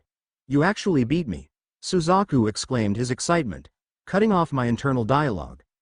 I couldn't give a proper response, and could only laugh, beads of sweat dripping down my forehead, and my hair a wet mess. They always said that nothing felt better than seeing your student become better than you, but they were really downplaying the satisfaction. Suzaku exclaimed once again, as he came up to me, and wrapped his arm around my shoulder. What can I say? If IHHAVE teachers as great as you too, how could I not improve? I replied happily, trying to keep my composure, even though I felt like I could collapse at any second. Even though we were doing simple hand-to-hand, and different fighting styles without weapons, a kick to the back of the head from that fitness nut feels like a goddamn bullet train just rammed into me. How would I know this? Well, after month 5, I had decided to ask Suzaku to stop holding back. Boy, looking back, I wish that I had waited another month. 4 months earlier, beginning of month 6 Izuku Pav. I am currently sprawled out on the mat like usual, only with a large cut on my forehead, a bruised up leg, and tear-stained cheeks. Suzaku stood over me with his arms crossed, as I could hear Colin in the background laughing her ass off. Too early, huh? Suzaku asked sarcastically, as I glared at him. To be completely honest, I think that I needed that ass beating. It gave me a new reason to beat Suzaku's ass, and a new goal to reach for. I slowly sat up, gripping my head firmly with my left hand, while pushing my body up with my right. No. I'll be fine. I slowly responded, giving him an energetic glare, and holding it for as long as I could, before blinking, and looking toward Colin. Be both of you. Don't hold back on me. I need to improve eventually. I tried to exclaim, only for my voice to crack in 50 different ways. No matter how much they supposedly tried, they both busted out into laughter, Colin leaning against the wall for support as she clutched her chest. Suzaku grabbed my wrist, and pulled me upward quickly, as he began to speak. Alright Izuku, but don't blame us when your mom questions your third concussion. He teased me with a wide grin, as Colin ran up and jumped onto us, wrapping her arms around our shoulders. I bet your mom is wondering where the hell you go every day, after you've been on your own for so long. Colin said with a giggle, as I began to wonder subconsciously. How has my mom been doing? I'll have to ask her sometime, but right now, I need to focus on my training. 3 months earlier, beginning of month 7 Inko Pav. Alright mom, I'm heading out now. Izuku called out to me, a wide smile on his face, completely contradictory to his previous demeanor. Those were the same words I have heard on an almost daily basis for around 7 months. Where he has been going, I don't know. What I do know, is that wherever he is going, it has been doing wonders for him. The house has felt oddly empty, yet also oddly lively ever since me and Tashi's divorce. Izuku hasn't been here as much, but has been in a much better mood on a daily basis. Every once in a while, he will come home with minor injuries, yet the same wide grin on his face. I don't know what he has been doing, but it has been working. His build reminds me a lot of the build that Toshi had when we were about to go to our first years, except he has been gradually improving it on a weekly basis, and he looks a bit younger. At dinner, for the first time since the day before his quirkless diagnosis, we have been having real and fun conversations, and to say that he has been laughing again is one of the greatest joys I have ever felt as a parent. He's gotten so big, and his heart probably grew 3 sizes like the Grinch, because his grin has been a much more common sight as of late. Since I have had much more time to myself, I have been able to work out more, and talk with my friends more often. Mitsuki has been in need of a friend after her recent divorce with Masaru, so the timing is oddly perfect. Speaking of, Mitsuki is currently curled up with me on my living room couch, a tub of ice cream in her hands, curled up under a blanket with me as we watch possibly the cringiest Christmas movies known to man. She always did the same thing with me whenever I was down in the dumps back in high school, so this is nothing. Mitsuki, you are cuddling that tub like it's a person, are you sure you are alright? I ask with a light chuckle, as she remains silent, not even sparing me a glance. After a few more moments of silence, she changes the topic. I'm sorry. I was caught off guard, and also greatly confused by her sudden apology. Mitsuki, what are you apologizing for? You don't have any reason to feel sorry, you didn't do anything wrong. I tried to say in a comforting manner, worried for my best friend, as she never apologizes like this. But Inko, I haven't helped you yet. You just had a divorce too, and I am still leaning on you for support. Please forgive me, she said slowly, stuttering slightly as she spoke in a quiet tone. As I heard her reasoning for her apology, I quickly wrapped my arms around her in a warm hug under the blanket. It's okay, Mitsuki. We are both stressed out, with everything going on right now. We are both hurting. You don't need to feel sorry right now, because you are comforting me by simply being here. You're my best friend, Mitsu. Being with you right now is as comforting for me as it is for you. Mitsuki eventually began hugging me back, tears streaming down her cheeks as she trembled gently in my arms. Her usual demeanor, I have realized years ago, is simply a facade. Her true personality is far kinder and more timid than she lets on. Of course, her temper was definitely not non-existent, but that wasn't what defined her. She is my best friend. I would know that better than anybody. Thanks, Inko. What would I do if we weren't friends? Mitsuki asked me with a quiet, almost painful chuckle, as I rubbed soothing circles across her back, my fingers dancing under the war covers of our shared blanket, and across the fabric of her usual purple sweater. Let's not worry about such hypotheticals, alright? Let's just try and relax. I respond in a soothing tone, as Mitsuki nods her head slightly. Before we could return to our cringy movies, and the tub of slowly melting strawberry ice cream, I heard the front door opening, and the much more confident voice of my son yell out, "Mom, I'm home." I lifted my head up, seeing him slipping off his shoes, and entering the house with the same happy grin adorning his face, said face also containing a few bruises and small cuts. I tried to respond, but I felt something holding me back. It wasn't anything physical, it was similar to the concept of choking on your words. I was completely enthralled as he entered the kitchen from the front porch, his smile never changing. As I soon realized that I had been staring at my own son, I almost immediately afterward found that Mitsuki was even more shamelessly checking him out. "Oh, hey Auntie Mitsuki. It's been a while," Izuku exclaims in a happy tone, clearly excited to see her after so long. Hello Izuku. Ease nice to see you again." Mitsuki sputtered out in a flustered manner, looking at the floor in the most obvious way imaginable, that Izuku miraculously didn't notice.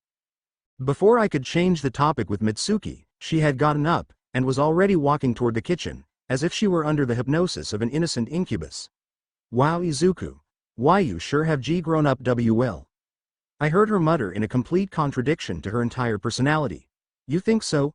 I still have a lot of improvement to go through, but I'm grateful for the compliment," Izuku replied with dense gratitude. I shot up from my seat, grabbing onto Mitsuki's wrist in a subtle manner. "Mitsuki, let's go back to our movies, alright?" I asked in a suggestively agitated tone. My eyes slitted to the point that I was glaring at her. "Oh, just one more minute, okay?" She responded in tone comparable to an entranced damsel in a Disney movie. Before I could argue, the mediator stuck his beautiful neck out for the both of us. "Alright, I'm heading to my room to study. We should catch up once we have the time, Auntie," Izuku said in his signature happy-go-lucky tone, as he took his bowl of reheated leftover katsudon, and walked over to his room, shutting his door behind him. Mitsuki's cheeks were bright red, and I could see a flicker of life in her previously dampened and dead pupils. With a frustrated sigh, I guided her over to the couch, planted the ice cream in her arms, and walked to the bathroom to cool down.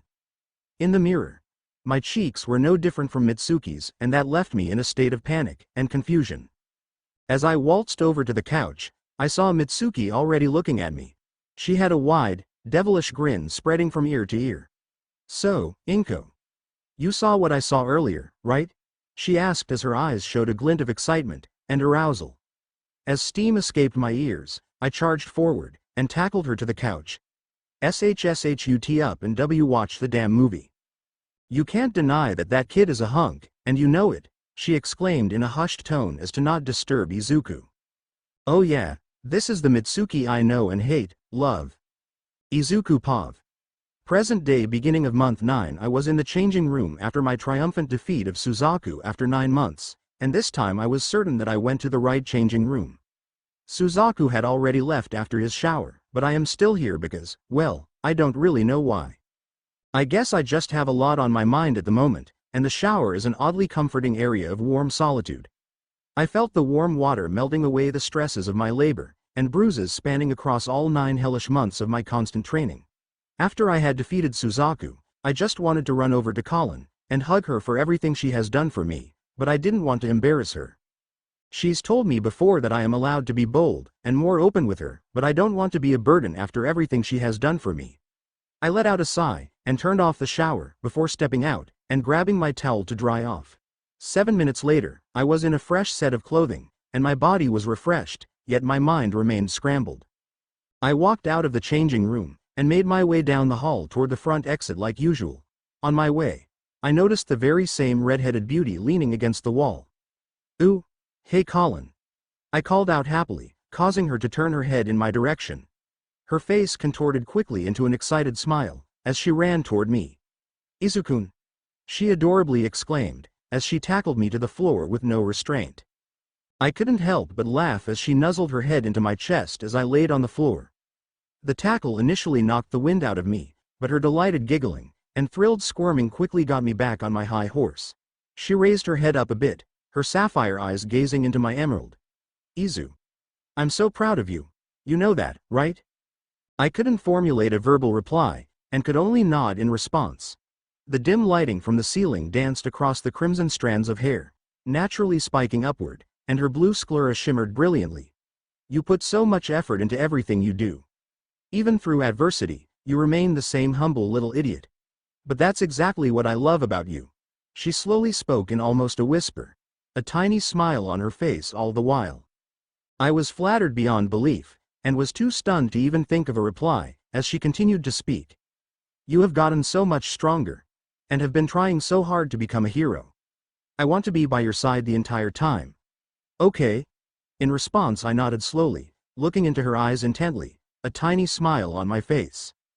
After a few moments, Colin got up and off of me, and helped to pull me up. With a little chuckle, she gripped my hand tightly, and began to walk down the hallway, taking long and confident strides with rosy cheeks to match her maroon hair. I could barely keep up at first, but quickly jogged up beside her, and walked alongside her toward the exit. Toward the future. Pav. Present time. "Hey Kale, are you sure about this? I mean, this is a shit ton of money. Like, what if a hero finds out?" An average-height male individual asks in a rather hushed tone to another man next to him, supposedly named Kale. Though both men were masked and armed, along with around 13 more men scattered throughout the room, along with bags on bags of cold hard cash, probably hundreds of thousands just in this room alone. "That's what you're scared of? How many women are there out in THT hose trucks anyways? If somebody caught us with THTHE luggage in the trucks, we would be screwed." Another nameless man exclaimed his worries in an uncharacteristically booming manner, having large lips that could be seen through its fabric face mask, and a bulge in its neck reminding me of dragons from fiction. "Jesus, do you two ever shut up? I already paid off the guards, and the heroes have either been led astray, or are in on the gig. We are perfectly fine, so shut your damn mouths, before I blow around down your throats," the man named Kale shouted in anger, snapping at the group of masked men surrounding him. "Those women aren't your concern, as they aren't yours. As of this moment, those bitches currently belong to me, and once I hand them, along with the cash over to our customer, we will have all the good shit we need." Having heard the talk of the truck outside, I left my perch on the ceiling supports, and exited the building through a window in silence, my hair blowing in the cool breeze of a silent winter's night. I scaled the roof of the building after jumping from the window, and made my way toward the aforementioned truck. I picked a stone up from one of the broken tiles, and threw it to the side of the truck, making a small, but loud and noticeable noise. "What the hell?" I heard the voice of yet another man from inside the truck exclaiming his confusion, as he opened the door to check out the noise. I watched him roam around for around a minute, as I leapt down from the roof, and silently approached from behind. I took out my rather large lighter, and flicked the switch to create a spark. Within an instant, thanks to my quirk, the spark ignited into a much larger, and refined, deep violet blade of solidified fire, and I shoved the blade through the nameless man's chest, impaling his lung, and charring his exposed flesh whilst incinerating his all-black attire. Before the man could scream, I swung the indigo blade upward, splitting through his upper body, slitting up his neck and straight through his skull. A maroon fluid seeped out of all of his exposed pores at a rate that would kill a live man in seconds. Fortunately, the bastard was dead. I went back to the roof of the building, leaving the truck for later. I still had business to attend to before the women I suspected of being captive inside said truck could be safe. Once I had scaled my way back to the window, I crept inside, and walked across the metal beams to scout the fidgety men, and their ringleader. I had withdrawn my lighter, lovingly named the ignition stick, and had it attached at the hip, one of my hands at its side as I waited for the right moment to begin the operation, and end it in a timely manner. I could tell that these men were going to be just as boring as the rest of them, so I was far from thrilled. Finally, one of the men tripped over a bag of money, and slammed their head on the floor in a comedic fashion, causing many of his accomplices to chuckle slightly at his suffering. In their moment of hysteria and distraction, I took my chained kunai out of my palm, and launched it at a speed that nobody noticed, and cut through the back of the unfortunate deviant's neck like butter. Hey dumbass, you can get up now," Kale said in slight annoyance, but to no avail. One of the men soon approached the unmoving acquaintance of theirs, soon causing 7 more of them to approach, including the one who was initially skeptical of the entire situation, and the one who joined him.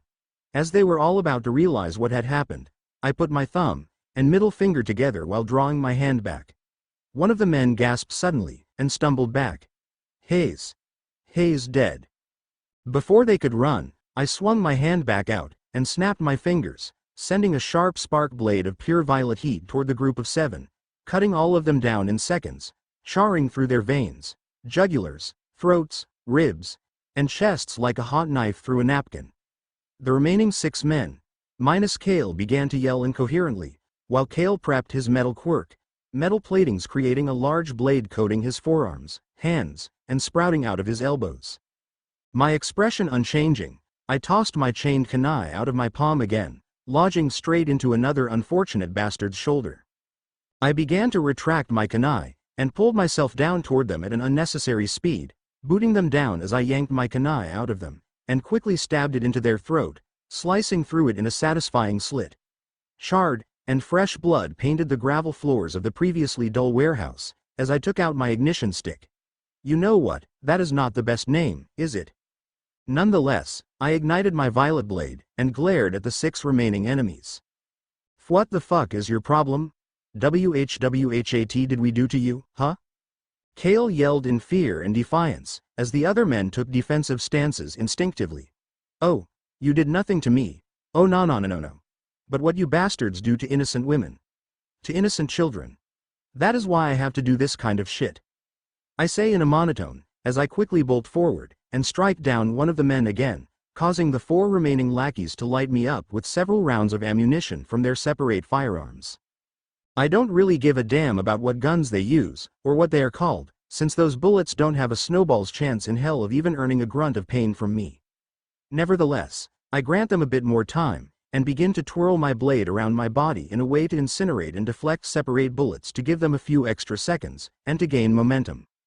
Why you? I'm gonna see you die for this, you little shit. Kale shouted in rage, as he watched the bullets get easily blocked and dodged by a man walking in a straight line. You're gonna see me? With what eyes? My question seemed to catch him off guard, and as he was about to respond, I swept my own legs, slid on the floor with one hand, and used the other to use my ignition stick to slash the air, sending a blade of pure indigo fire to cut through the air, decapitating the 4 lackeys at his side, while he barely ducked. As he fell, the fire glided across his pupils, and drew blood from his sockets, his sclerae boiling like tomato soup. Kale couldn't formulate a proper sentence, and could only shout in agony. He swung his arms around, and after lifting himself up, he ran toward me in a blind rage. Literally blind. His elbow and forearms would pack quite the punch to a regular person, if they could actually hit the target, that is. He eventually swung his right arm down onto me, allowing me to catch his forearm, soon catching his other one with 0 effort. So, what were you going to see with those eyes again, huh? All I can see with mine is a miserable pile of horse shit, who plan to sell off innocent women and children simply to pleasure the selfish needs of disgusting perverts, who have melted the balance of our society with their very presence. I say in a low and cold tone, my grip tightening around his forearms, melting through, and cracking the metal cases, and beginning to put pressure on his fragile forearms. He opened his mouth to speak, but before he could, I quickly snapped his wrists, and headbutted his skull. Keep that filthy mouth of yours shut, and I'll make your death quick for you. I sneered at him, my face mask hiding my scowl from the sight of the already blind degenerate. GGGO to hell. He shouted in mindless defiance, as he glared toward where he thought I was, missing the mark completely. Out of annoyance, I brought up my ignition stick, and ignited it into the same indigo needle, pricking it straight through their chest, twisting, and moving it in a way to let the pain splash and spread throughout their body. The sound of Kale's screams brought a sick sense of satisfaction to my mind, as I glared into their blood-stained eye sockets. All right then. You asked for this, you little shit.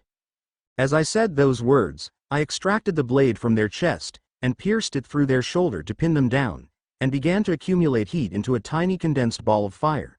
I'll show you a new trick I've been working on just for little pricks like you, I said in the same low tone, my indigo hair flowing from my head, and over my larvate face as I glared down at Kale. As the ball continued to compress, and build up power, Kale began to struggle further, and roar out in pure rage and adrenaline. "WWHO the hell are you?"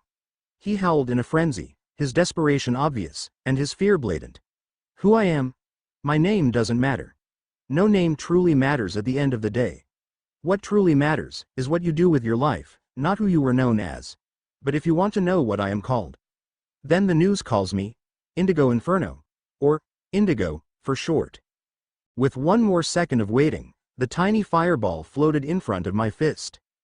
Normally, it would only take a second, but I wanted to let him feel the heat build up, the anticipation to build, and anxiety of approaching eternal oblivion to melt his mind even further. "Well, any last words?"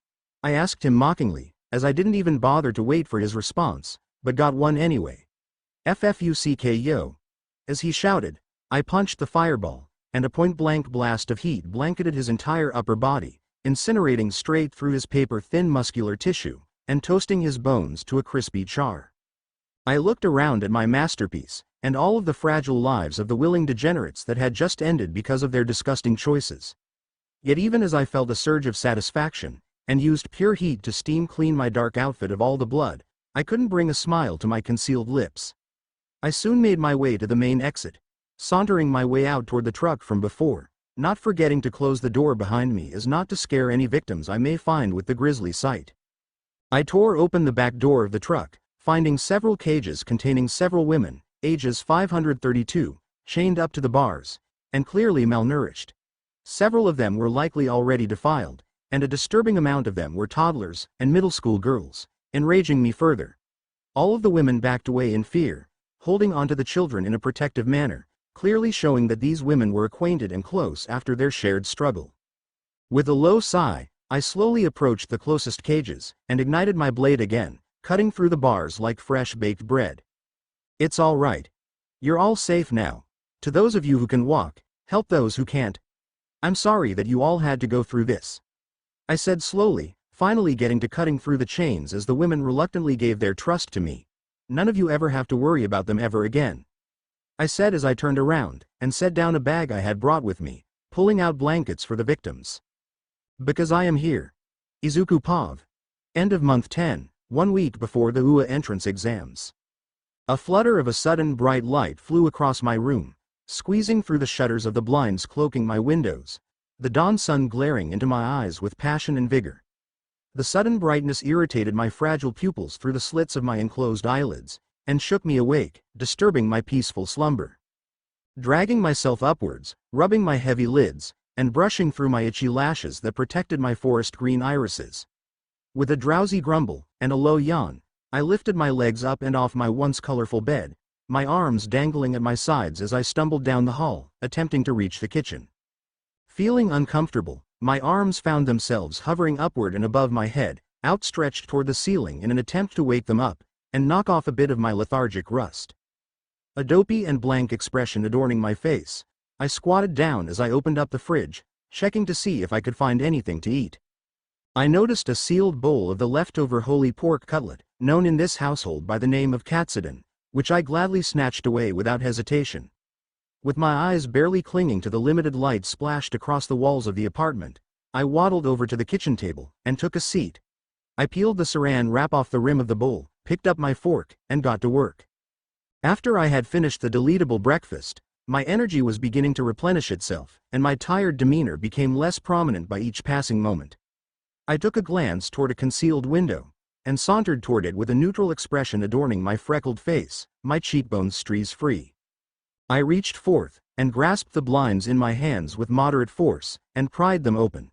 A bright wave of soothing warmth, yet uncomfortably bright light poured throughout the once barren living room, and even making its way back to the kitchen. The warmth assured me that I wouldn't be alone, and the brightness reminded me of the light at the end of this hellishly long tunnel. As my eyes bettered themselves to the sudden light, I peered outside at the quiet streets of my neighborhood, seeing a few leaves flutter through the cool, easygoing breeze. The sun rests on resident puddles across sidewalks, pathways, and roads, gleaming in an innocent manner, the snow having ran away for the next few coming days. In 10 days, I would be putting everything I've learned, everything I've gained, into this one big moment. The UA entrance exam. After a month of research alongside Lelouch, we've deduced that the entrance exam has not once been the same as another. Even if certain years were similar, they would never be the same. Every year, the difficulty only escalates as the generations pass, and more powerful quirks combine in certain families to create incredible children. Quirk marriages quickly formulated around this concept, but are illegal, and heavily frowned upon in quirk society. I knew in my heart that there would be a good chance that I would fail, but if I didn't try, then I would never forgive myself. To save people, to live up to my friends, my loved ones' expectations, and hopes for me. I have to take a leap of faith. Izuku Pav. One day before the entrance exam. I stand at one end of the mat like any ordinary day, my eyes narrowed in a confident manner, glaring straight toward my opponent. Colin Kazuki. Remember Izu, no holding back, alright? This fight is for both of our growths individually, and we can't let feelings get the best of us. Give me every bit of the energy you've built up over these last 10 months, and prove to me that you can be a hero. She shouted at me with a wide and energetic grin embellishing her already beautiful face, as she took a low stance. Lifting my right arm up to block my face, I squat a bit lower and separate my legs slightly, taking my own defensive stance. My left arm dangled slightly at the side of my torso, tensing up, and readying itself to guard any possible strikes at the side. Even though I knew damn well that this stance wouldn't be kept for very long, I also know from experience that a kick to the ribs feels like shit, so I am going to keep my arm firm in its place as a precaution. You have given me so much through those months. To not oblige your request would be an insult to you, to Suzaku, to Lelouch and CC. And to myself. I'll give you everything I've got, so I hope you won't hold back either. I shout out at her with a smile as excited as it was anxious. At the side of the mat, Suzaku spared us both a quick nod and a glance, before swiping his arm upward, cutting through the air, and signifying the beginning of our bout. As per usual, Colin didn't take a stance, and just ran toward me like a bullet train, trying to get me to flinch.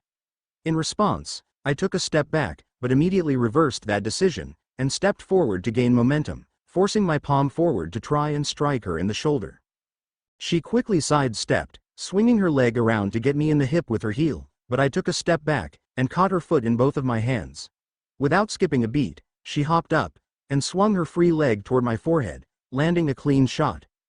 I used the given momentum to stumble Colin, and to roll away to gain some distance.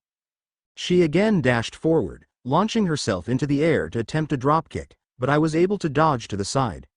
In annoyance, she let out a grunt from the recoil, and ran toward me again, attempting a Superman punch, but I was able to catch her wrist, lift up her arm, and bring my knee straight to her exposed torso, kneeing her several times in her ribs. She attempted to disarm my grip on her wrist, but I remained firm, and even headbutted her on the forehead after yanking her closer to me. She stumbled, and went onto one knee, and I slammed my free elbow on her already sensitive forehead, and booted her down. As she lay on the mat, and I pinned her down. I was surprised at how much easier it was to beat her. Typically she could just grab my waist, and body chuck me across the damn room, but after learning her fighting style, and developing slight PTSD, I guess I got used to her style, and adapted to it. I lifted myself up as Colin tapped the mat, saying that she conceded defeat. As I looked down at her, I noticed a small cut on her forehead that came from an exposed bruise from earlier. Clutching her wrist gently, I guided her to her feet, and led her to the bench that I had grown accustomed to during these past 10 months. Suzaku quickly ran to grab a towel to wipe off the sweat we accumulated during our match, and I used a tissue to wipe up, and put pressure on her bleeding bruise. During this process, Colin didn't make eye contact with me, not for a second. As I put pressure on her cut, I felt her hand begin to clutch my shirt. "You did it." she said in a low monotone, still looking at the floor. You actually beat me. I lowered my head to look at her face, and quickly noticed a glint in her eyes. Tears. To think that I used to be able to punt you like a football, and then you just come by and whoop my ass like nothing.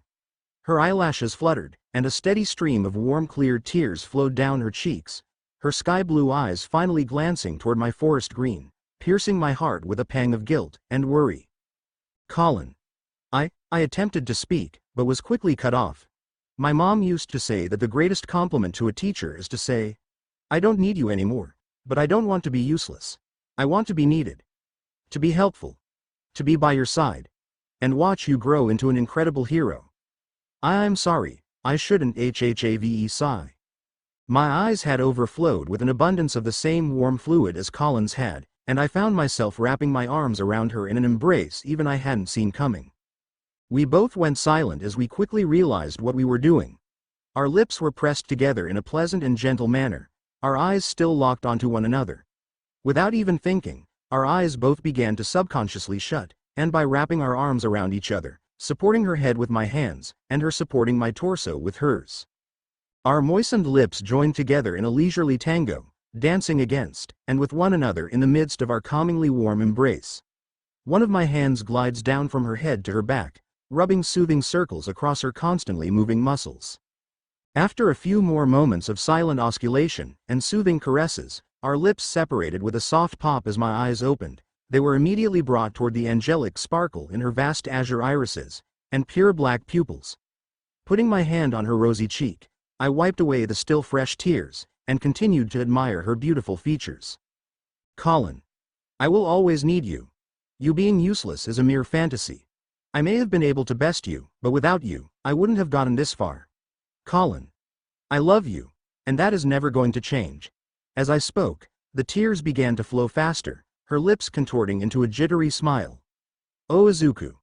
She wrapped her arms around my torso in a hug that would crush any ordinary person's bones, I would assume, but I couldn't have felt more comfortable in that moment. Resting my head on top of hers, feeling her nuzzling into my chest, my heart would normally be racing, yet I felt so at ease.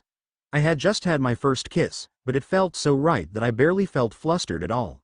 I allowed my arms to roam, eventually entrapping her in as gentle of a hug as I could muster. I opened my mouth to speak, but felt a light plastic bottle give me a conk on the head. Startled, I shot my head in the direction that whence the bottle came, seeing Suzaku snickering to himself with a teasingly modest smile. Oh, come on guys, you're reminding me of my loneliness over here, he said with a chuckle, as I suddenly felt that feeling of embarrassment finally slap me across the face, my cheeks reddening from the impact.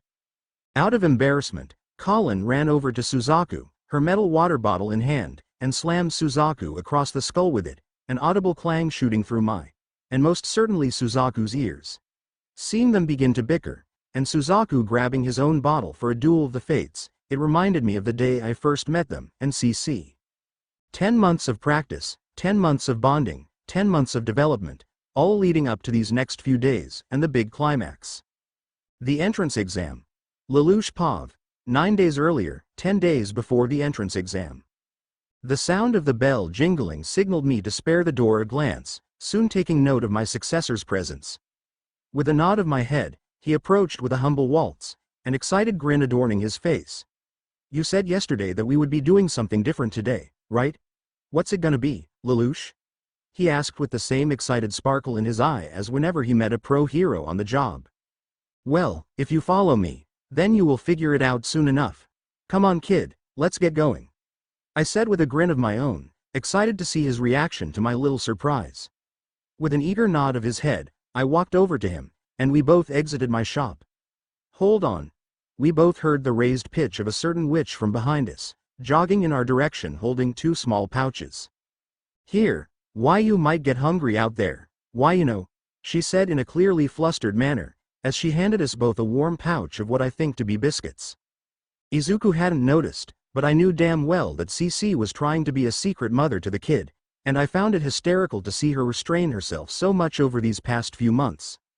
I soon placed my hand on her shoulder after giving thanks for the pouch, but quickly whispered into her ear. Mom of the Year awards are coming soon, did you hear? At that, her face flushed a pure crimson, Every inch of her hellishly angelic face became a bright red, and she shoved me off of her in a blind fit. As she spun on her heel, and ran away with her tail between her legs, I couldn't help but break out into a fit of laughter. Izuku stood idly, not understanding a thing I can assume. "Oh come on. How are you this dense? I thought black holes were in space," I exclaimed at him, to which he only tilted his head once more in confusion. Though he is a genius, he is also as dense as the Earth's core. Never mind, we have more serious matters to attend to. Come along now." Around half an hour of walking down the sidewalk, and through a forest path, we encountered a clearing in the midst of the greenery. Izuku attempted to keep walking, but I had stopped dead in my tracks, coaxing Izuku into turning around. "Lelouch. What's up, why aren't you walking?" he asked with apparent concern, his grin being redressed with a slight frown. I could hear the faint rumbling in the distance, growing closer and closer with each passing second. Within moments, Izuku picked up on the same sensation in his ears, and began to try and locate the source of the loud noises. The commotion of the swiftly rolling tires screeching and squealing against the rocks and dirt blanketing the forest floor only got more and more strident by each passing second. "You don't need to worry, Izuku, I'm fine," I said in a sunken tone, my grin beginning to widen across my sharp pale face. "No need to worry about this either. This is the surprise." As I finish my sentence, out of the brush comes an automaton that matched the trees in height, hacking a red coat of paint, and a fair bit of rust considering how much of a classic it is. A major part of my life as Zero will now be a part of his path. Two more metallic wonders of Britannia's past glide across the ground in an orderly fashion, one with a sleek violet paint job, the other with a clunky blue design with red accents. Elegant weapons of a much more civilized age, the Nightmare frame, more specifically the Glasgow, the Sutherland, and the Gloucester. Izuku jumped back instinctively after witnessing their arrival, initially not recognizing the marvelous machines, but quickly recognized them from the very history books we had studied to prepare him for his life as Zero. As he realized what he was facing, he took a nervous glance in my direction, only to find me grinning from ear to ear. "As I'm sure you have recognized, the marvels you see before you are the very weapons that I used to do battle in, outwitting, and being outwitted by Britannia. These are a select few that me and CC were able to save in the world of C. So as a final contingency while you finish your training with Colin, you will learn how to hotwire, pilot, and defeat the most common forms of Nightmare frames, just in case of a possible resurface or emergency." Beads of sweat ran down his forehead, as he hesitantly nodded in response to my musing. "All right then. But who's piloting them?" Izuku asked in a rather hushed tone, causing my grin to soften ever so slightly. "I'm pretty sure you know them well enough," I replied quickly, as the cockpits of the Nightmares all opened up. Out of the Glasgow stepped the original pilot, Colin, the Sutherland contained CC, and the Gloucester contained the former Knight of Zero himself, Suzaku. Izuku took a deep breath in, and began to walk forward with a bit more pep in his step, earning a light chuckle from me. He has much more support than I did back then, and even greater potential than I have ever had, yet he still feels afraid of failure. To say I am certain of his success would be an understatement. Izuku Pov. 6 hours until the entrance exam. Walking down this sidewalk has become a daily occurrence for me, that I have gotten used to over the last 10 months. To think that I might not have to do this as often after the entrance exam is over, it kind of makes me sad. Taking my usual stroll down the streets of Musutafu, the sight of my favorite convenience store warranting a wide smile to cross my face. Pausing in front of the door, I push it open, causing the bell to ring like usual. Within a few moments, CC approached from the back with a blank expression on her face, a faint crimson hue dusting her cheeks. "What are you doing here? Isn't the entrance exam today?" she asked with a tilt of her head, her gold eyes glistening in curiosity. "Well, I have 6 hours until then, so I just wanted to see everyone one more time, before I am put to the test." As I spoke, she nodded a couple times, signifying that she understood my reasoning. "Well, Lelouch and the others are currently in the back, if you want me to go get them," CC replied in a monotone, a faint scarlet flush accenting her pale cheeks. "2. That would be great. Thank you very much," I replied with an ample smile painted across my features, earning a small smile from CC as she turns to go to the back. 45 seconds later, I saw Lelouch, Suzaku, and Colin walk out of the back room. "Hey Izuku. Came to see your mentor off one more time? Suzaku asked teasingly with a grin, as Colin elbowed him in the ribs. One more time? I'll be coming back whenever I get the chance, Suzaku, don't get it twisted. I replied swiftly, matching his energy. How long do you have until you have to go to the exam? Lelouch asked in a moderately stern tone, his purple eyes piercing through mine. About 6 hours, so I thought I should say my goodbyes. This is going to be the culmination of all of and all of my effort over the past 10 months, so I just wanted to see you guys one more time before all goes to shit. Because to say I am worried would be an understatement. I scratched my head nervously, chuckling in equal energy. As I scratched my head, I felt a pair of arms wrap around my waist in a comforting hug, the arms belonging to a certain lime-haired witch. It's okay to be afraid, Izuku. Even the greatest of the great fighters get worried before a climactic showdown like this. Nobody is exempt of fear. Just know that even if you fall, even if you fail, even if you lose, you will always have a place here. I barely recognized this tone from the usually emotionless CC and was shocked out of my skin from her sudden shift. I couldn't help but smile even if I was confused, but my shock only intensified as I felt another pair of arms wrap around me, these belonging to Colin.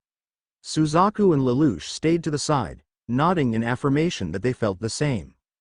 I finally lifted my confidence out of the dust, and hugged the two women back, whispering thank yous into their ears, and kissing Colin on the cheek. You'd best get going soon, Izuku. Even if you have a few hours, I don't suggest that any lollygagging be done. You know the saying, it's better to be early than it is to be late? I suggest you take it to heart. Lelouch stated in a kind yet matter-of-fact manner. Reluctantly, I released the two women from my embrace, took a step back, and bowed in respect for the group of people who changed my life. All right then. Wish me luck, guys. I say triumphantly, as I spin on my heel, and begin to leave the convenience store. Good luck, Izuku. I hear almost all of them shout from behind, only lifting my mood further. Barely from the back, I hear a small, "You've got this," from Lelouch, only strengthening my resolve, and reminding me of how far I have come. Now, all that's left for me to do, is use their teachings for this one moment, and take my first step into becoming a hero, or into becoming what I was meant to be. It's time for the entrance exam. Izuku Pav. 1 hour before the entrance exam. Standing at the gates of the school I have idolized for the past 11 years of my life, I couldn't contain my excitement, and was practically bouncing on my feet as I walked down the paved pathway toward the front entrance to the UA exam hall. I soon found my way to the rather large door to the hall, pushing it open ploddingly.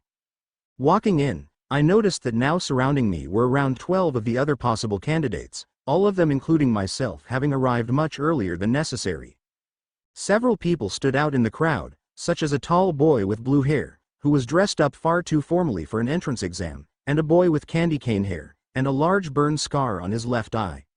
8 of the 12, including the one with the scar, split off toward another door, which I could only assume was the recommendation examination room. A couple minutes passed by as I stood idly, waiting for other people to arrive. Out of boredom, I reached into the pocket of my forest green hoodie, plucking out my earphones, and plugging them into my phone to listen to music. To say my music taste is normal would be a lie, but nothing in the world is normal, so I am not really ashamed.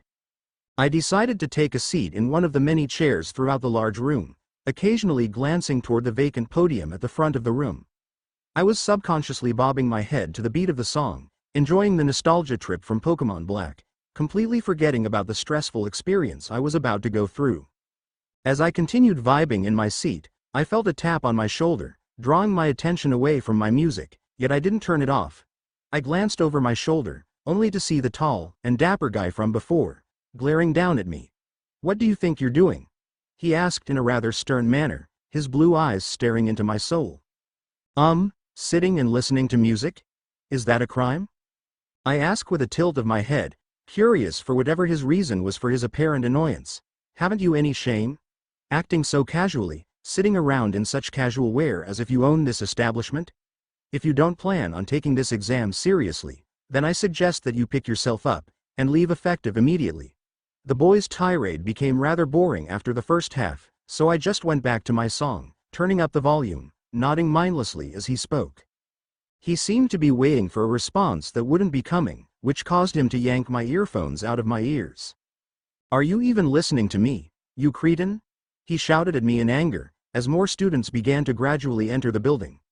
Not really, no. Did your rambling include anything other than just harsh words, and needless requests for me to quit?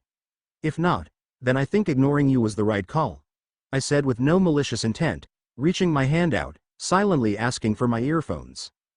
It is clear to me that you have no chance at success with the carelessness of your actions. I am simply suggesting that you quit causing a disturbance, and go back to whence you see do me, and everyone here a favor, and shut the fuck up. I snap in the middle of his sentence, cutting him off. I am just trying to relax for the bit of time that we have until all goes to shit. So why don't you take your own advice, and quit making a disturbance? We are trying to prepare for the biggest test of our lives, so let us have peace of mind. 3A tick appeared on his forehead, as he begrudgingly handed me my earphones. He turned around, and waltzed toward an empty seat a few rows below mine. After a while, the room had filled up plenty, with several cool-looking quirks already being showcased, like a girl with bright pink skin and hair, or the guy with 6 arms and a face mask. Eventually, barely 2 minutes before the written portion of the exams were going to start, the two I knew were going to show up from the get-go walked through the door, their cocky grins sticking out like a flashlight in a dark room. Katsuki Bakugo, my greatest rival, and Izumi Yagi, my beloved little sister. With a click of my tongue, I looked back to the front of the room, not wanting to relive my irritating life.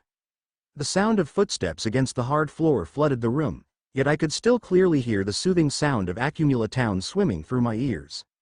My breathing had remained slow and steady, and students began to take their seats. A boy with medium jet black hair sat to my right, and a girl with long green hair and large eyes sat to my left. Finally, spotlights lit up, and shone over the podium at the front of the room, signaling for me to turn off the music.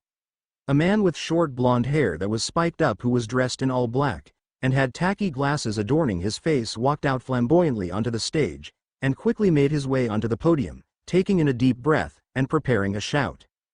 You can turn off the song here. 2. What's up, UA candidates? Thanks for tuning in to me, your school DJ. Come on, let me hear ya.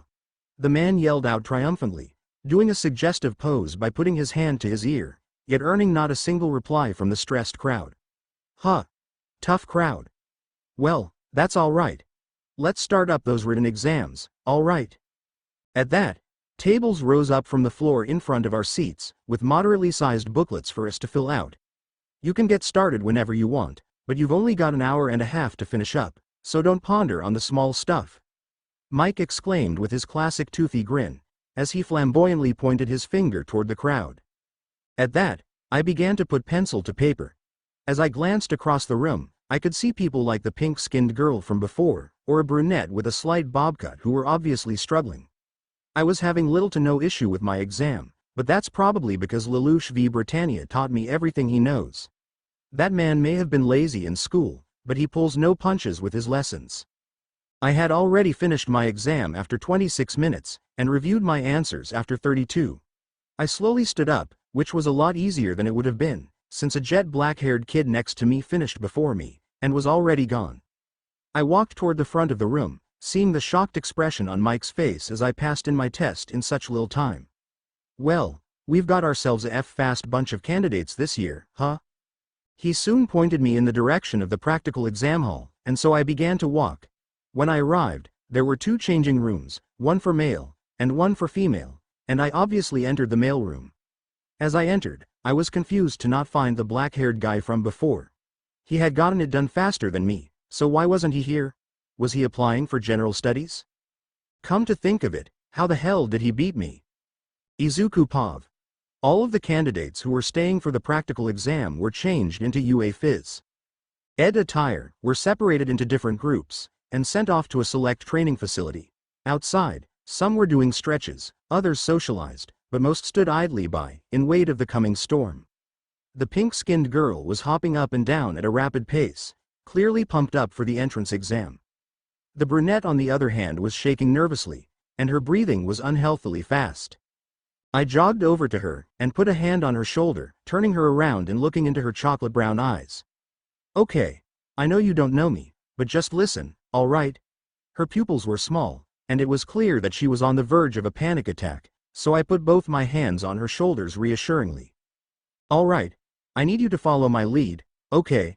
Now, put one of your fingers on the side of your nose, and press it to close a nostril. Then, take a deep breath with your only open nostril for 3 seconds, and breath out through your mouth for another 3 seconds. Just repeat that process, alright? The girl nodded frantically, and began to try out what I instructed. The more she repeated the process, the more her body slowed down, and the shaking came to a stop. Finally she had calmed down enough, to the point that she could speak. Thanks for the help there. I've been really nervous for this, you know. She spoke hesitantly, a small smile on her lips, paired with her rosy cheeks. Oh, trust me, I know all too well. I've been preparing for 10 months, and I'm still terrified. My reply seemingly surprised her, as her blush brightened a bit. 10 months? Geez, you sure put in a lot more effort into your training than me, she said as she looked at the ground in disappointment. Hey, it doesn't matter how much one has trained compared to another. I'm sure you'll be fine. She flinched at my reply, but gained a rather pleasant smile as I mused on. My name is Izuku Midoriya. What's yours? The simple question encouraged her to speak again. Ochako Uraraka, it's really nice to meet you. Greetings, little listeners. It is with great pleasure that I welcome you to the second round of your UA entrance exams. Mike yelled out suddenly, interrupting Ochako mid-sentence. Now, I bet you're all wondering what you will be doing for the practical portion. To put it simply, you're going to be fighting robots of varying difficulties. The higher difficulty level it is, the more points you will earn. There are 3 main types of robots, the 1-pointer, the 2-pointer, and the 3-pointer.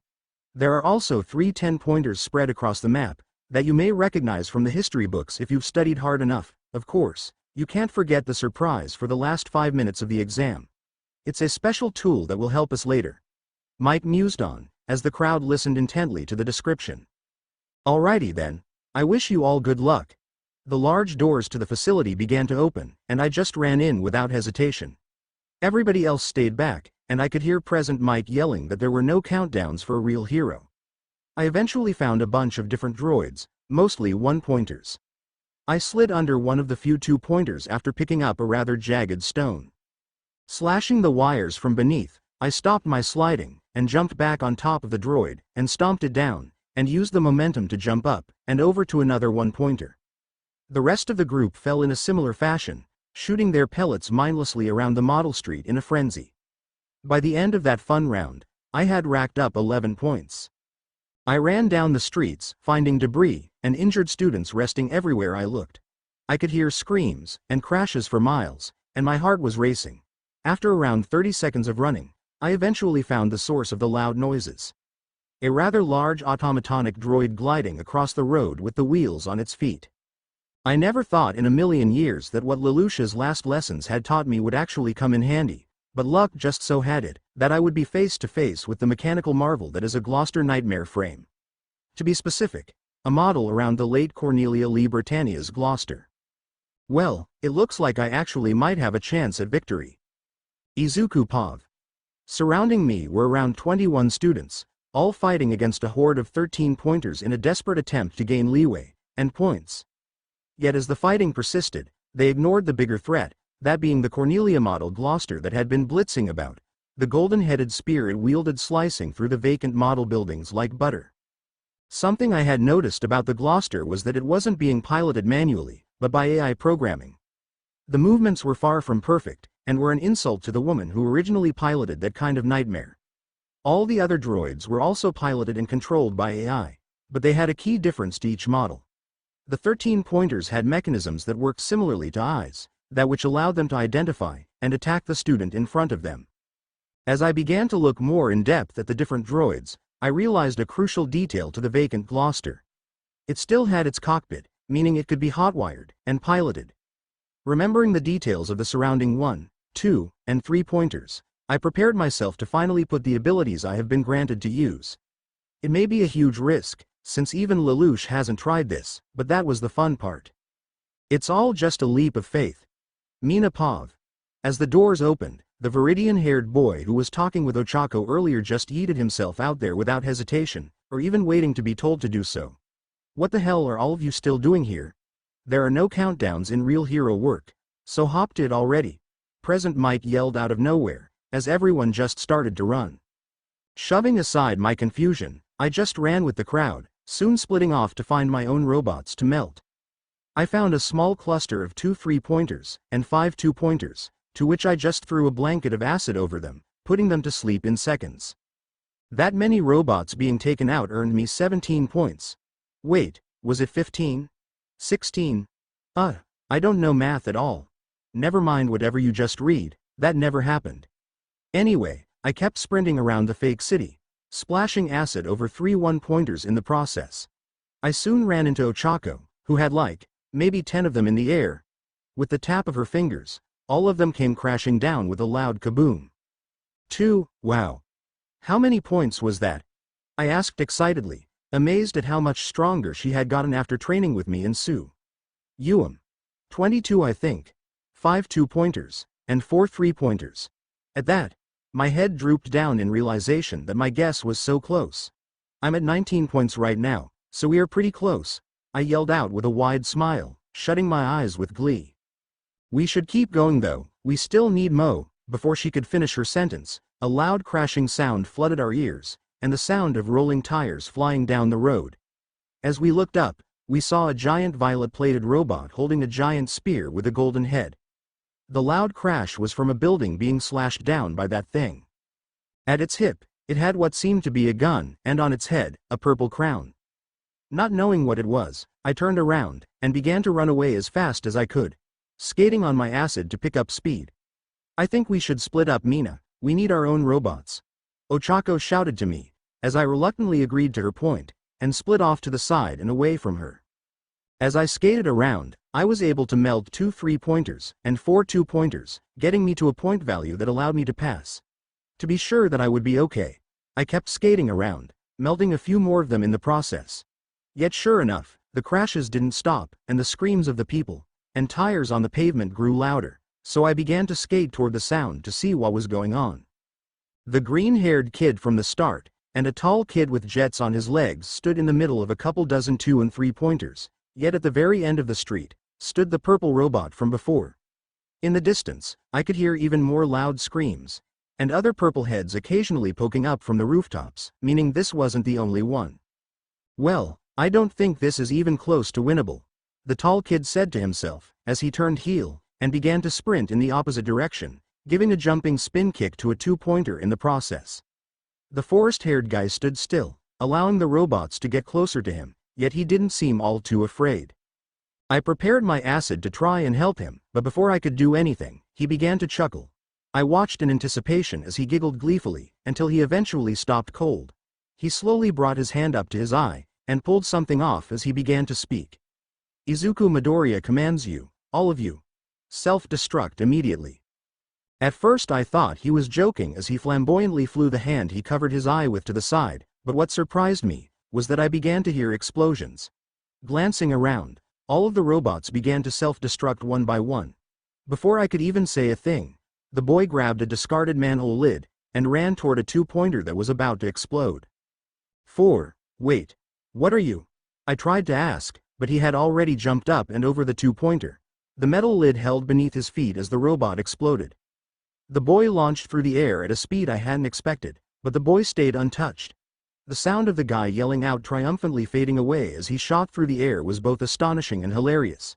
Before I knew it, I realized where he planned to land, and my heart skipped a beat while I yelled in shock. He was soaring straight toward the purple robot. Izuku Pav. As I flew through the air, clinging to the sewer lid for dear life, still in complete shock that the sensors on the bots actually worked the same way as eyes. That was the first time I had ever used my Geass, and I now understood what CC and Lelouch meant in their constant lessons and rants. This power really is addicting. Nevertheless, my more prominent thoughts include how I'm going to land, and what I'm going to do when I land. The Gloucester's AI didn't notice the incoming projectile, even as its peripherals updated every time it looked in a new direction. Finally, after only a few seconds, I pushed off of the rapidly moving disc, and skidded onto an armor plating of the Nightmare, nearly flying off, and onto the ground in the process.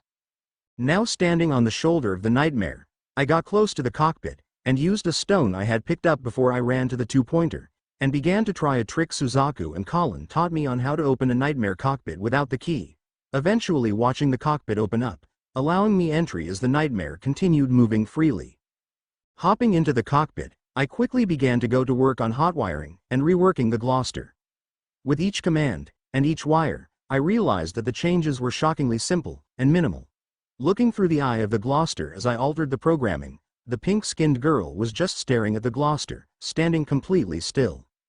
Thinking about it from her perspective, that must have been really damn weird to watch. After another minute or so, the Gloucester stopped moving completely, standing dormant in the middle of the street. Finally, with a flick of the trigger, and the press of a button, I fired the Gloucester back up, and looked through the single eye on the head of the automaton. With the trigger in hand, and in the piloting position for a KMF, I began to pilot the large violet Gloucester down the fake city streets, being sure to go slowly as to be sure not to crush anybody. The girl simply walked to the side to let me go, staring at the now closed cockpit in utter astonishment. I had already gained enough points, so I decided to ride around to see if anybody needed assistance. A spiky red-headed boy was just full sending it, and punching them as if they were regular villains, and slowly getting overwhelmed, prompting me to simply stab a dozen of them with the anti-KMF lance, leaving large marks and cuts across the pavement. The kid was reasonably terrified by my sudden appearance, and thought I was an enemy. I opened the cockpit, gave the kid a wave, and without uttering a word, I closed the cockpit all over again, and drove off to find more people. While driving, I saw Ochako again, and decided to stop and say hello. She stared in stunned silence for a while, expecting an attack from the giant that had came from the other side of the city, only to see me come out of the cockpit, waving to her with a casual smile. She slowly brought her hand up, and began waving very, and I mean very slowly. I could hear gunshots, probably from the 2 other 10-pointers on the map, and got right back into the cockpit, cutting our little social moment short. Gliding down the street, I slowly got into the groove of the new nightmare, and its mechanics, reminding myself of the style of KMF movement that Suzaku, Lelouch, and Colin had helped me develop. I soon found one of the other Gloucesters mindlessly firing its gun across the street it occupied. As I was thundering down the street, the 10-pointer still didn't seem to care for my presence, seeing me as an ally since I am in a nightmare. Since I was free from potential harm, I was able to simply get up close, and stab the lance straight through the cockpit of the KMF, causing it to explode. I had made sure that nobody would get caught in the explosion, and was also relatively unharmed myself. I now stand idly, the amount of robots being drastically thinned out, and I was sure that everything would be alright. But for that brief moment of rest, I made a mistake. I forgot about the surprise that President Mike had mentioned. Only 5 minutes left, candidates, you know what that means. It's time for your surprise.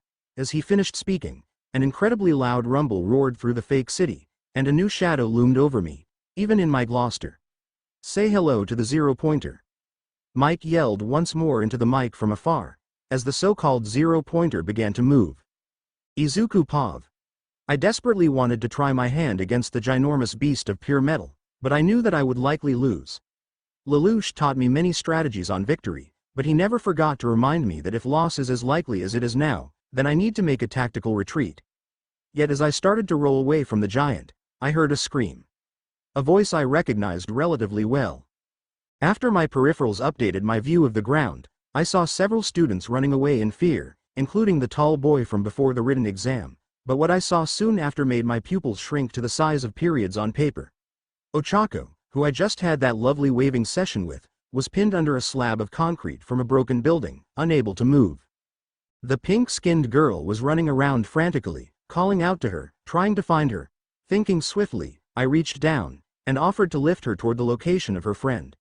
Knowing I was in the cockpit, she hopped onto the rather large hand of my Cornelia frame, and allowed me to carry her to where Ochako lay, almost dormant. The hot pink girl jumped off my hand, and ran to her side as fast as she could muster, beginning to produce what I could only assume to be acid. Hey, Ochako? Are you okay? Ochako could barely move, so reacting verbally was quite difficult. She opened her mouth to speak, but was too tired, and coughed out violently, a bit of saliva mixing in with a small amount of vomit that was next to her. I popped out of the cockpit, and jumped down next to them after kneeling the Gloucester down on its knee. Get her to safety after you've freed her. I'll deal with this Registeel sequel that nobody asked for. Before anybody could question my awful joke, I jumped back up the limbs of the nightmare, hopped into the cockpit, and began to speed off toward the towering terror that is the 0-pointer. 5. Using the enhanced knee joints of the Gloucester, I leapt on top of the buildings, and began to ride across the rooftops, pulling the gun off the hip, and beginning to fire shots at the exposed wires and joints of the mechanical marvel. I kept approaching, tossing my blaster aside, and grabbing full hold of my lance. The 0-pointer noticed me, but unlike the Gloucester I fought before, it actually brought its arm back to attack me. As it threw a punch, I jumped onto its arm, and rode up to its shoulder area, quickly stabbing the lance into its exposed wiring. Sparks and wires flew around as I stabbed into the 0-pointer again and again, causing it to bring its opposite arm toward me, trying to stop me. With the lance lodged in its neck, I began to pry it open, tearing its head off of its body slowly and steadily. The attempt at stopping me was rather sloppy, and the 0-pointer had stopped moving forward to focus on me. When I got it open wide enough, I threw my lance straight into the internal wiring and technology of the machine, causing it to stop moving entirely. After making sure that nobody was really close, and that Ochako and her friend had escaped, I made my gamble. With a big push from the legs of the mech that I was piloting, I leapt off the shoulder of the 0-pointer, the push beginning to knock the ginormous droid down. As I fell, I was absolutely terrified of what might happen if even one thing went wrong, yet I couldn't help but laugh as I fell. I found every moment of this to be hysterical, and was laughing like a damn maniac, even though I was absolutely terrified. Even if I was worried about the possibility of my plan failing, I had never felt such exhilaration or excitement in my life. After all, that's the point of gambles like these, after all. It's just a leap of faith. Izuku Pav. Moments later, I landed on the ground with the feet of my nightmare, and slowed my breathing as to quell my anxiety. My laughter had devolved to a small chuckle as the 0-pointer came crashing down behind me, the shockwave barely moving the Gloucester an inch. The explosion covered the field in a wave of fire, so I planted my lance down, allowed the cape to flow through the wind, and looked in awe at my masterpiece.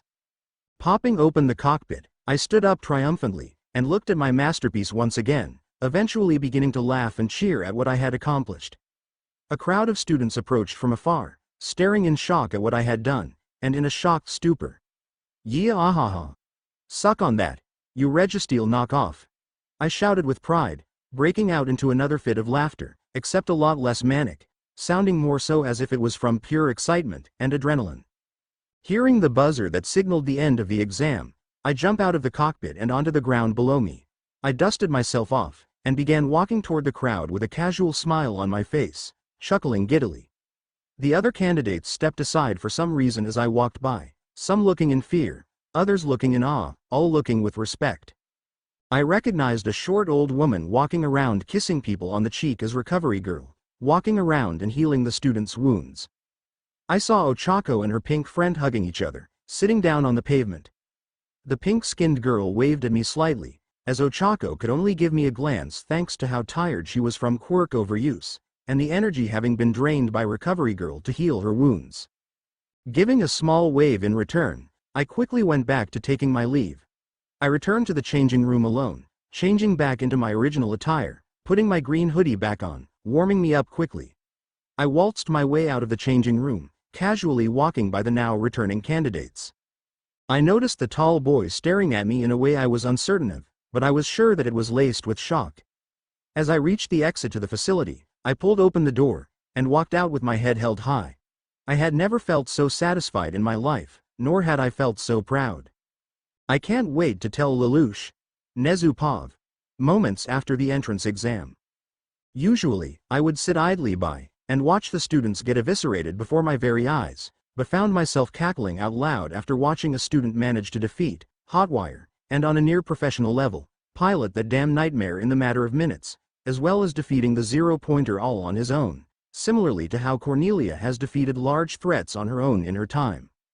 This Viridian-haired boy had stunned me today, and it seemed as if the same message had been sent to the drained insomniac standing next to me. His eyes opened completely for the first time in ages. "Who the hell is that kid?" Aizawa asked, his eyes blinking rapidly as if to try and see if what we had seen was real or not.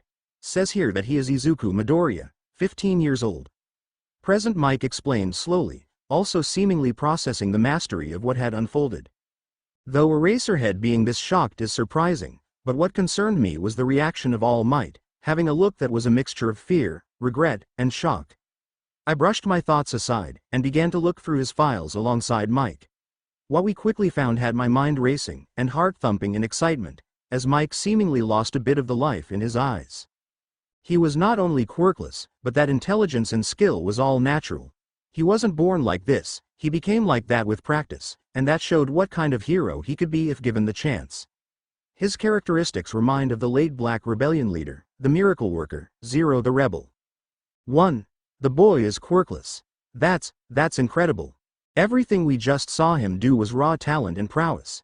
Even in the midst of overwhelming threats, he formulated a surefire plan at success, took the risks he needed to take, and saved people whilst destroying several 13-pointers in the process. To put it shortly, the boy is a genius among geniuses. I exclaimed excitedly, expecting everyone to jump at the chance to have this student, but I only saw 2 people really nodding in agreement. Though it is true that he is incredibly talented, and has the heart of a hero indeed, he is still quirkless. A bullet, a blade, a quirk, anything could defeat him in practically one use. I would say that he should focus on training for the police, or Marines with that kind of talent. Vlad King relented with a stern scowl, seemingly despising the idea of bringing him along. 5. But you saw what he can do without a quirk. If we were to give him the materials, and the resources necessary, then we could see him become the next miracle maker. I persisted solemnly, trying to get the others to see reason. I can see that. The kid hotwired something that Powerloader coded within less than 3 minutes, and piloted it as if he had owned it for the past decade. That Midoriya kid is something else. Midnight exclaimed passionately, a wide and less than pure grin plastered on her face. No matter how much I am sure he could whoop ass out there, Vlad is right. 1 bullet, and he's down. Mike replied with a down expression, clearly showing his apprehension. Eraserhead fights in nothing but a black tracksuit, and a scarf. And has he died? We are all vulnerable to bullets, are we not? I shot back with less malice than with Vlad, as his reasons made sense. Before Mike could respond, Vlad opened his rather large mouth again. Then let's put it to a vote to see if we'll bring in a quirkless kid, and waste a seat in a classroom of elites. I sadly nodded, knowing that he wouldn't be conceding anytime soon. I may be a principal, but I need to not only have order in a classroom, but also order amongst my trusted staff members and acquaintances. All right. All in favor of bringing Izuku in to UA's hero course, raise your hands. Me, Eraserhead, Midnight, and thankfully Mike raised their hands as everyone else remained docile. I wouldn't have expected you of all people to turn him down, All Might. Aren't you the one who always says that anybody can be a hero? Eraserhead asked in a deadpan, looking into his dark eyes. I'm sorry. But a quirkless boy would be far too vulnerable, and would most likely get in the way. I want to say yes, but I just can't. All Might stated in a dampened tone, looking down at the floor. All in favor of not bringing Izuku Midoriya onto the hero course, raise your hand. At that, Ectoplasm, Vlad King, Hound Dog, Cementos, and even All Might raised their hands. Thinking that I wouldn't be able to speak with that boy, I looked down in defeat. 5. However, in the corner of my eye, I noticed that Powerloader hadn't raised his hand for either, and was simply staring at the newly programmed Gloucester. Powerloader, what do you think? Vlad looked over, having completely forgotten that he was there, and his pupils shrunk. Oh, I need to speak with him. I need to know how the hell he piloted like that. We need to bring him on. Realizing that we had tied, Vlad looked absolutely livid. It seems we are at an impasse, he said in a cold tone, glaring me down. Eventually, I came up with a compromise. How about this, we don't bring him on, yet. In the first-year classes, if anybody falls out of line in a way that I deem unbefitting of a hero within a month after the first day, then they will be sent to general studies, and replaced with Midoriya. Do we have a deal? 2. With a click of his tongue, he nodded his head, along with everyone else who had taken his side. It looks like this year, I'm going to be cracking down on the first years much more than before. I simply pray that he won't be crushed by this outcome if he really is deprived of this chance. But I have a good feeling about this one, and if I know anything, it's to trust my gut. That is what allowed me to escape, and become who I am anyway. Pav. Right before the entrance exam, I stood in front of the gates of the high school that used to be my dream when I was a kid, but was now simply a means of an end in the present. There were several people around me who were chatting and bragging as if they were going to crush the exam on their own, which made it hard not to laugh. I pushed on, however, and pushed open the door to the exam building, noticing several students already having been seated, whilst others stood around and socialized.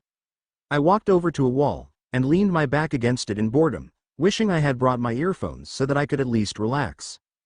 This kid who was a bit taller than me started yelling at a kid with forest green hair for listening to music, and I am very pleased to say that the green kid promptly shot return fire in perfect precision with his reply. On second thought, maybe not bringing music was a good thing. As I stood against the wall in silence, a girl with short violet hair leaned up against the wall right next to me, pulling out her phone and her earphones immediately. Noticing that the tall kid was still in the room, I decided to warn her. Hey, just so you know, if that guy over there catches you listening to music, he is going to scream like a banshee. At my deadpan remark, she chuckled slightly and put her earphones into her ears, which I only just then realized had earphone jacks hanging from the lobes. Well, if he does, then I can just say that it's part of my quirk, she says with a cheeky smirk, giving her own deadpan response to mine. Smirking at her reply, I lean back against the wall and close my eyes for a few moments. As I look back at the girl, she was on Spotify and had a song selected. A song that I recognized all too well. Isn't that Flo? She was taken aback by my sudden question, but quickly nodded. Yeah, you listen to them? I nod my head as well, reminiscing of the first time I heard the masterful song that lit up my world as a kid. I'm just gonna say, Colors smacks. There is nothing else that needs to be said. I shut my eyes briefly before looking back at the girl again, seeing a completely different expression on her face. A wide, bright, and passionate smile. 5, I know, right? There is so much, yet so little going on in your ears, and the vocals are just on point. The riffs in the middle simply melt my eardrums in the best way, and of course, we can't forget that first loud and proud line. Ooh, God, I wish I could listen to it for the first time all over again. As she stopped speaking, she quickly smacked her hand over her mouth, and looked away with a bright blush adorning her cheeks. Well, I am assuming you are into music, huh? She nodded slightly, still looking away from me. Hey, nothing to be ashamed of. You're allowed to like whatever the hell you want. I'm just glad that you still have something that resembles passion. I spoke solemnly, glancing down at the floor briefly. She soon looked back at me, her blush fading with each passing second as I stood in silence. None of the people at my school listened to Flo, so I guess I just got carried away. I understand what isolation can feel like, so I was sure not to say anything out of line. Well, I'm not from your school, so there's that. She giggled slightly at the remark, her smirk coming back in full force.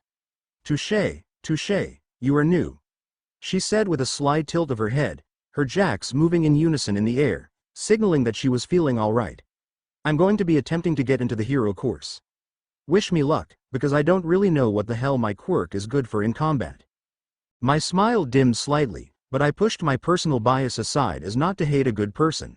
The jacks themselves are sharp enough. Can you pass sound through them? She nodded slightly at my question, tilting her head once more, only this time in confusion. Good, then just use sound to overload and break down enemies. Simple as that. Her pupils shrunk, and she put her hand to her chin in an, I'm thinking, position, her head rattling thanks to all of the different thoughts that just shot through her system. Jesus Christ, how the hell did I not think of that? Thanks a lot for the assist, she yelled as quietly as she could without being noticed by the stern kid who yelled at Greenie. Thanks, my mom is an ex-pro hero, so I guess I was born with a knack for quirks. A half lie, and a half truth. Really? Well, who was she? I stood in silence, not having expected her to be interested. I take in a deep breath, and look down at the floor. You wouldn't know her, she was only famous near the end of her career, and even then, she isn't talked about much anymore. A half-truth and a half-lie. Well, why go to general studies if your mom was a hero? Taking in another deep breath, I sighed in exasperation, and a tinge of envy. If I learned anything from my mother and her career, it's that heroics isn't for me. Some would call that a lie, but it's a full truth. Huh, well I can respect that I guess. She opened her mouth to speak again, but the stage lit up, and a blond man with tacky glasses walked out toward the podium, preparing a piece of paper that likely had a speech written on it. With a nod of our heads, We both walked toward the seats. I sit down next to the Viridian-haired kid on his right, and the grill was to my right. Hey, what's your name? That question caught me off guard, and I was initially hesitant to say, but something about her, something within me told me that I could trust her to an extent. Tsutsumi. Percival Tsutsumi. I stared forward, not making eye contact as I told her my name, unable to bring myself to look. 3. Do I just call you Percival then? Or is Tsutsumi okay? Her caution was surprisingly considerate, so I concede. Percival is fine. And you are? The girl thought for a moment, eventually sparing me a grin. Kyoka Jiro. You can just call me Kyoka. She whispered to me as the last few students made their way into the auditorium. Many looked confident, many looked terrified, but there were two faces in the mix that were so cocky, I could vomit on the spot. We both looked toward the podium, and stopped our conversations once the blond man at the front began to speak. After his tirade, tables sprouted from the floor, and on top of them, a rather cliché test booklet, with the UA logo right at the top. With a click of my tongue, I pulled out my pencil, and began to write. The entire test was a cakewalk. The fact that this was considered to be a challenge to so many people was baffling. After what felt like only 30 minutes, I stood from my seat, my completed test in hand. Good luck on the practical.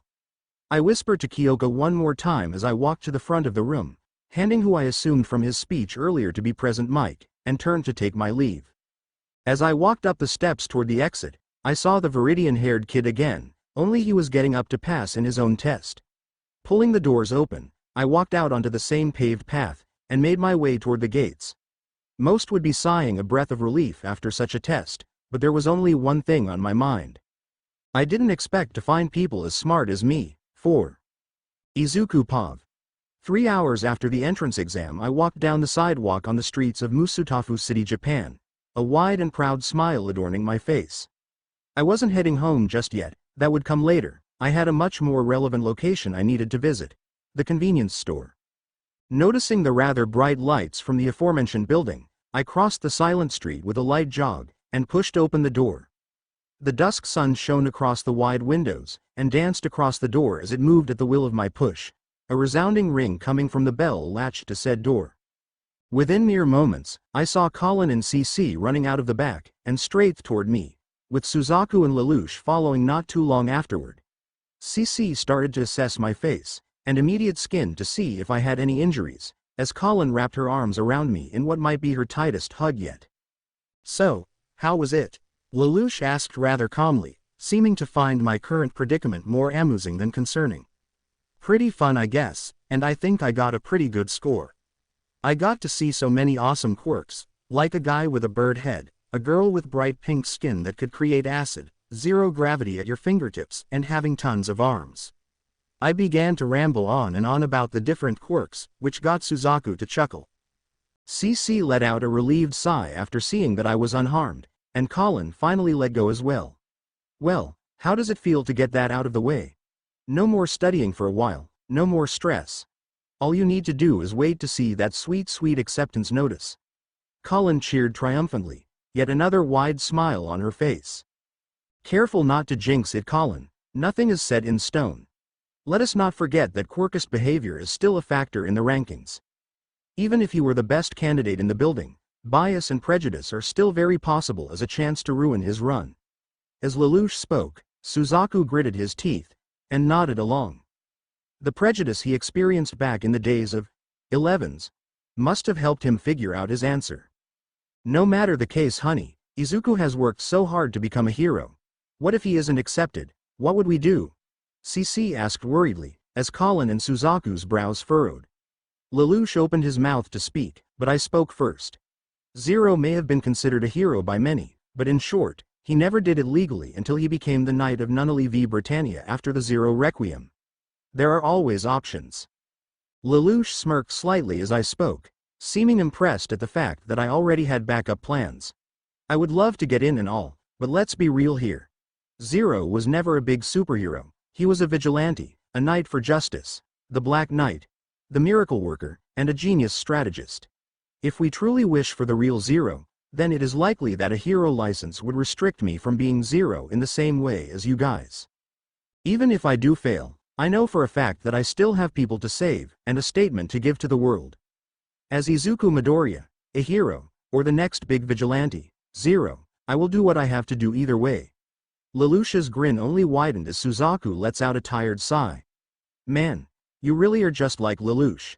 Suzaku mused in an exasperated tone. I chuckled to myself at his musing, before sauntering toward one of the chairs in the corner of the store from the very same fateful day that I received the greatest gift anybody has ever given me. After taking a seat, Colin sat up close on the same chair, as CC took up her pedestal with her beloved Cheese-kun, Lelouch taking the seat next to her. Suzaku remained standing, and leaned against the wall with a proud smile bedecking his face. I just want to thank you all for your support, because I'm gonna need your support even more in the future. In unison, they all looked over to me, and nodded without a second thought. We only want you to succeed, so we will help you for as long as you need. Zero.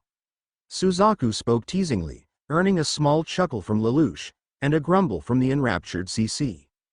As Lelouch got up to grab beverages to celebrate the completion of the entrance exam, I sat back in my seat.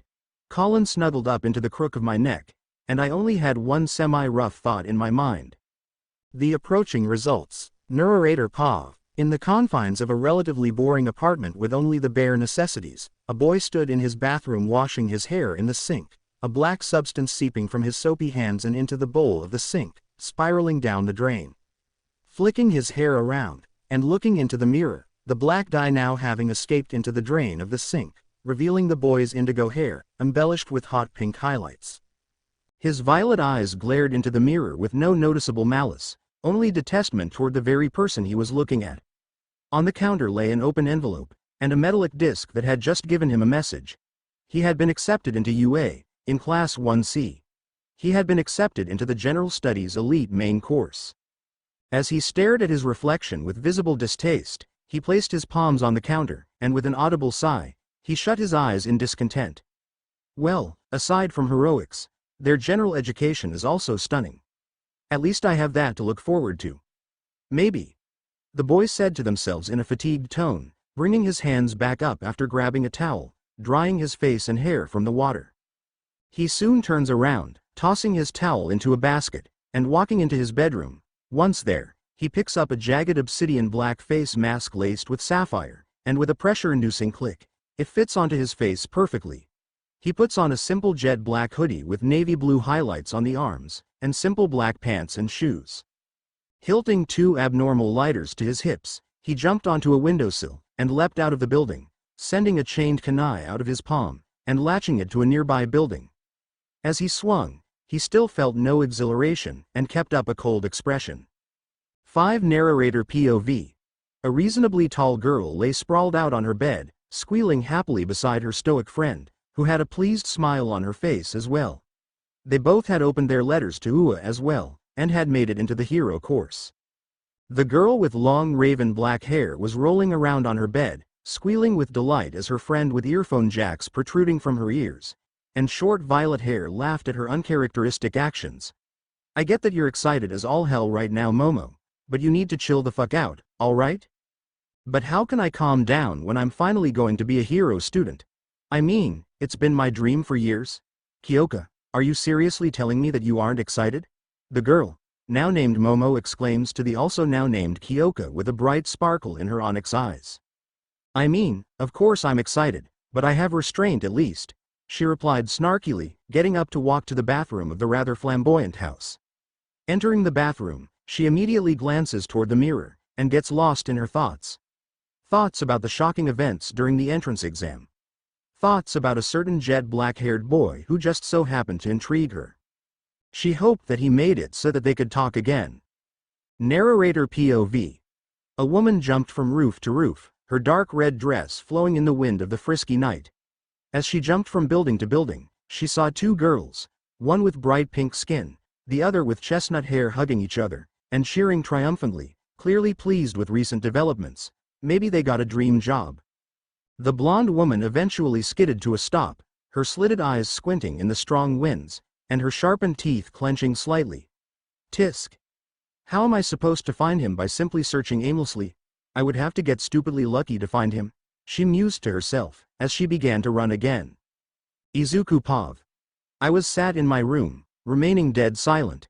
My letter was on my lap, already opened, and my reaction was already gone. Lelouch had been notified, and if I know Colin at all, she'll be down here within 30 minutes. Most would be breaking down, but to me, being rejected is honestly a blessing in disguise. UA may not be my hero academia, but I still have a dream to live. And I'll live it as Zero if I absolutely have to. Narrator POV.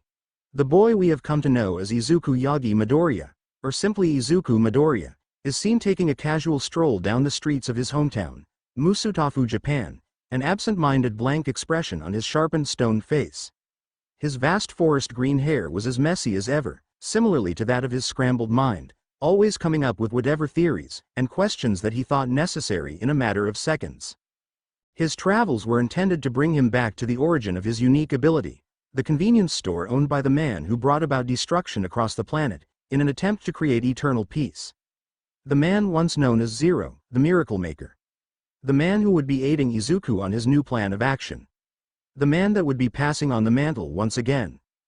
Arriving at his destination, Izuku pushed open the door gently, not planning on damaging the glass, and makes his way into the unassuming building once again. What struck a chord with him immediately was that Lelouch was awake, and already standing before him with a stern expression on his face. Izuku had messaged Lelouch about him having been rejected from UA, and to say Lelouch was furious would be a blind understatement. Izuku already knew what that stern scowl had in store for him after the small tirade he had embarked on after his exam. He still had a dream, and even if UA wouldn't be where he would embark on that goal, then he would have to do it in the way of the people that had taught him. Unlawful, but just. Listen here, kid. You having come here again likely means that you are to embark on the journey that me and Suzaku once have.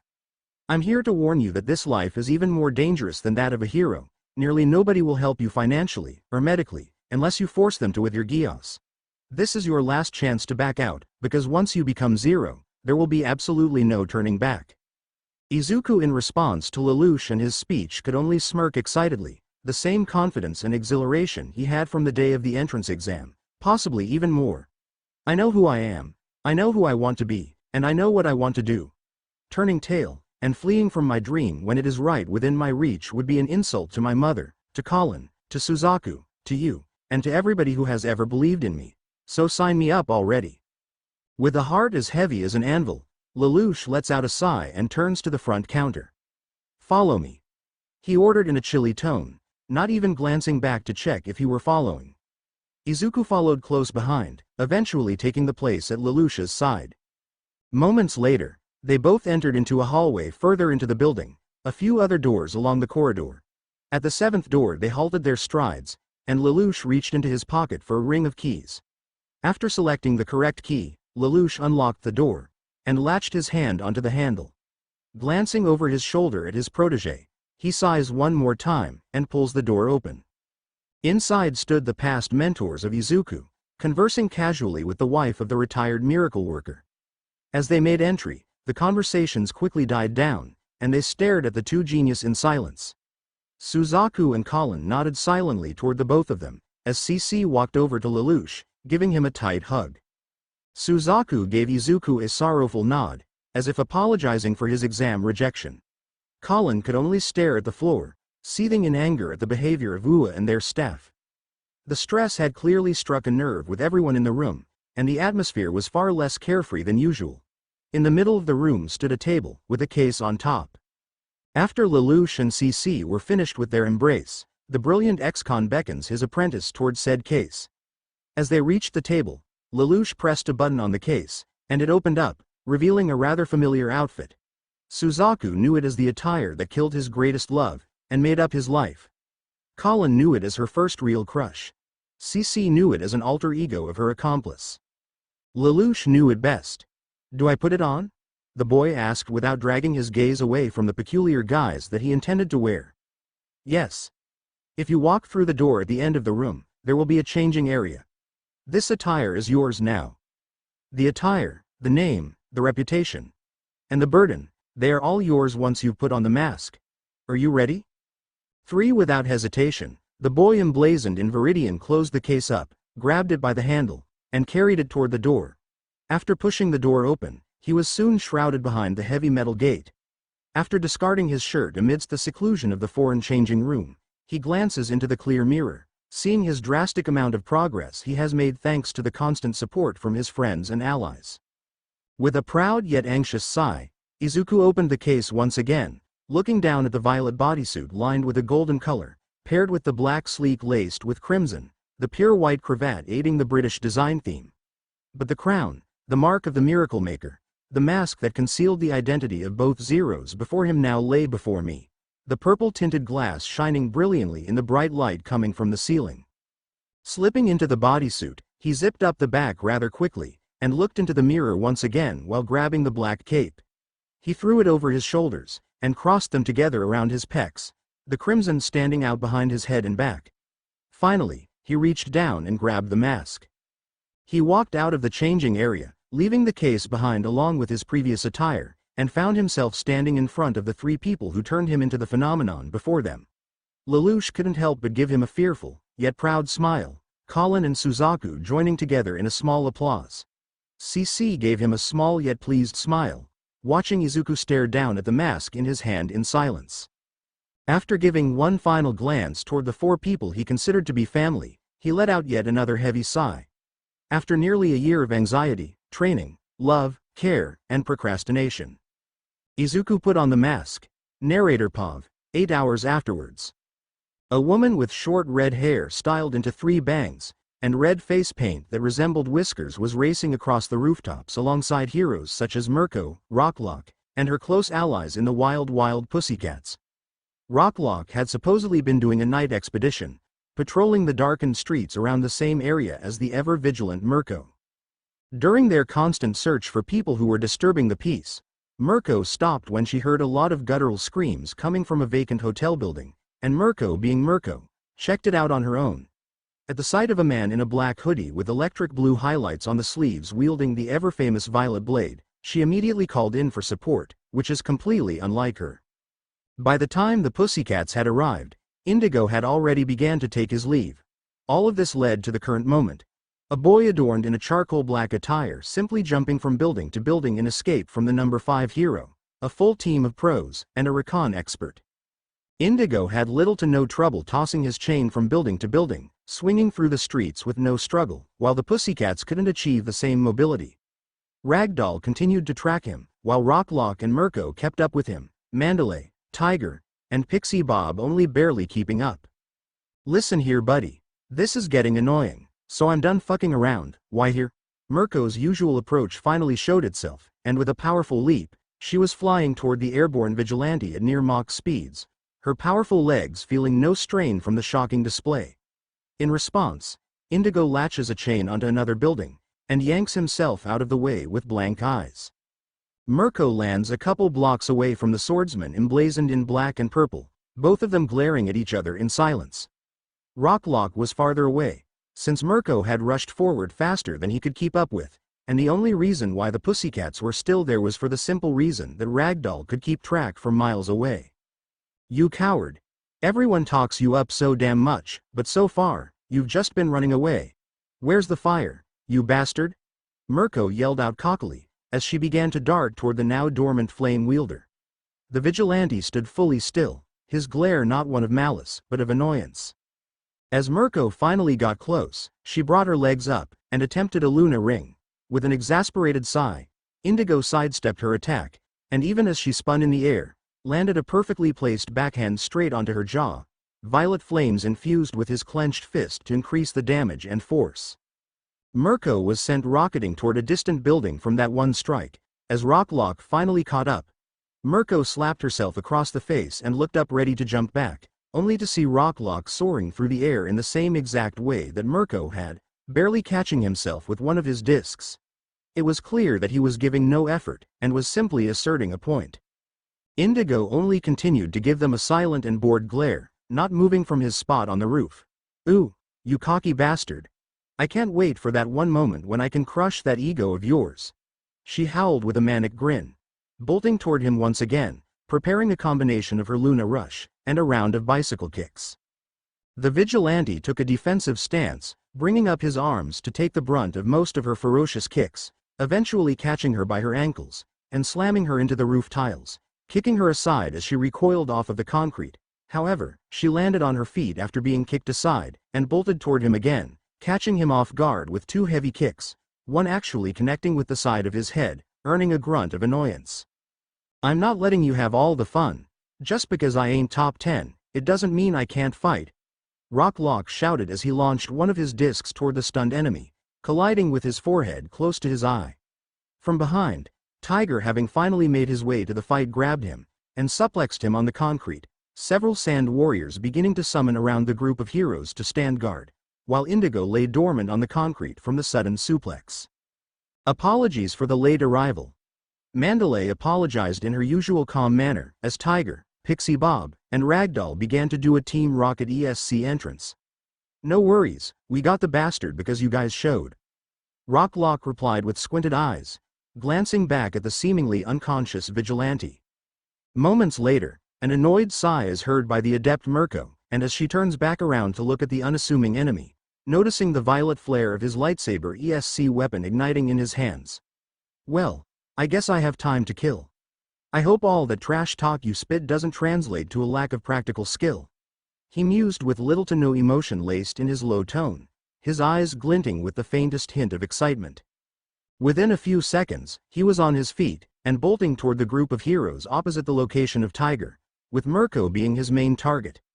Mandalay leapt forward with a spinning kick, only for her to be caught by the calf, and getting slashed up her torso. It didn't cut deep, but it hurt far too much with the burn causing it to linger, so she was out of the fight. The sand warriors that Pixie Bob was creating were struggling to move in the minimal space of the rooftop, leaving Pixie open to a simple neck chop, as Tiger ran up from his post, attempting to grab the young enemy once again. He was successful surprisingly, as Rocklock launched another disc toward him, but it was incinerated in thin air. Indigo had increased his body heat to the point that he was exuding an aura that burnt wood within 10 meters of himself, and Tiger's skin and suit were burning from his sheer heat. Shrugging Tiger off, he turns around, smacking him across the nose with the handle of his weapon, and stabbing him through the thigh. Rocklock was still in stunned silence as Mirko rushed forward, the sheer aura of heat overwhelming her senses, and charring small bits of her hero suit, as she attempts to land a Luna Rush, battering him with vicious kicks for him to block with his purple blade. She was suddenly confused as to why she wasn't losing her legs from touching pure condensed and sharpened heat, but she sure as hell wasn't complaining. Rocklock rushed forward, holding another disc that he planned to use in close range, but it burned in his hand, and he could only throw basic punches amidst the feisty barrage of kicks, only to get kicked aside. "God damn it, I'm not going down that easily." He quickly stood back up, only for a flying ragdoll to crash into him, pinning them both against a railing on the rooftop. Mirko had backed off, and was wiping the beads of sweat from her forehead, the heat getting to her. "So, where'd all that trash talk go, huh? I thought that you would crush my ego. I asked for something entertaining, and you gave me this? What a waste." "TCH, don't get cocky. The fight isn't over yet," Mirko fired back, her eyes glistening with excitement, no fear evident despite her terrifying situation. Both of them taking defensive stances, they wait for one to make the first move. Mirko, finally out of anticipation, rushed forward, beginning another round of bicycle kicks, only to be sidestepped and stabbed through the calf, and booted across the side of the head. Mirko was laying on the concrete alongside her fellow heroes, defeated and battered, as Indigo glared at the only conscious hero remaining. "Your drive is impressive, I guess. But you aren't that entertaining. It's not that I disrespect you. I simply don't exactly respect you," he mused casually, turning around as he extinguished his violet blade. Mirko could only look down in defeat, thinking about how she could have done the fight differently, as Indigo was enabled to walk away scot-free. Indigo still held a blank expression on his concealed face, his jagged mask shining under the moonlight. He began to swing with the chain from his palm for a few minutes, soon hearing a scream from an building, as per usual. However, this time, things would be different. Indigo Pav. The crunch of my spearhead stabbing into the edge of the building again and again, as I scaled my way toward the sound that I had heard the scream. It was a masculine scream, and I was hearing several gunshots. What the hell am I missing out on? Why wasn't I invited? Jokes aside, I eventually found where I was certain the screams had came from, A large abandoned apartment building, that was a place of excessive demolition. I say came because the screams and gunfire had stopped completely. With a hum of confusion, I leapt toward the hollow building, and swung myself into an open window. The building was, as I said, hollow. Pitch black mass surrounded the fractured building inside, only small gazes from the moon through the broken windows littering the walls. As I explored the building, I stepped on something wet and squishy, with a warmth only I could recognize this well. Fresh cut flesh. It wasn't burnt, but it was cleanly cut. I was impressed, worried, and confused, as I wondered who had done this kind of thing so swiftly. Igniting my beloved ignition stick once again, I began to light up the area, seeing the massacre that truly surrounded me. All of them were armed, and from what I could tell, they definitely weren't doing anything good with said weaponry. But in the distance, I saw something shine a bit higher up. Before I could find it myself, a bright light shone down, illuminating the entire building, and acting like a damn flashbang for a brief moment. When I finally readjusted myself to the new view before me, my eyes widened in both shock and excitement. Not a glimpse, but for the first time in 6 years, true unadulterated excitement. A pile of definitely over 100 bodies, coated in gas, lifeless and cold, with a flamboyant man standing atop them all.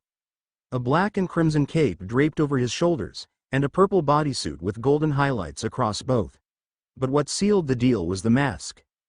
My quirk allowed me to see through his mask, and see that he wasn't the original, but I could tell from his glare.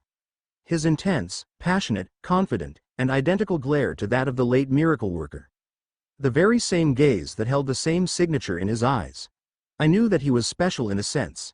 His words, however, were the icing on the cake. His name. 11. I am. 0. Indigo Pav. Now this is what I call entertaining.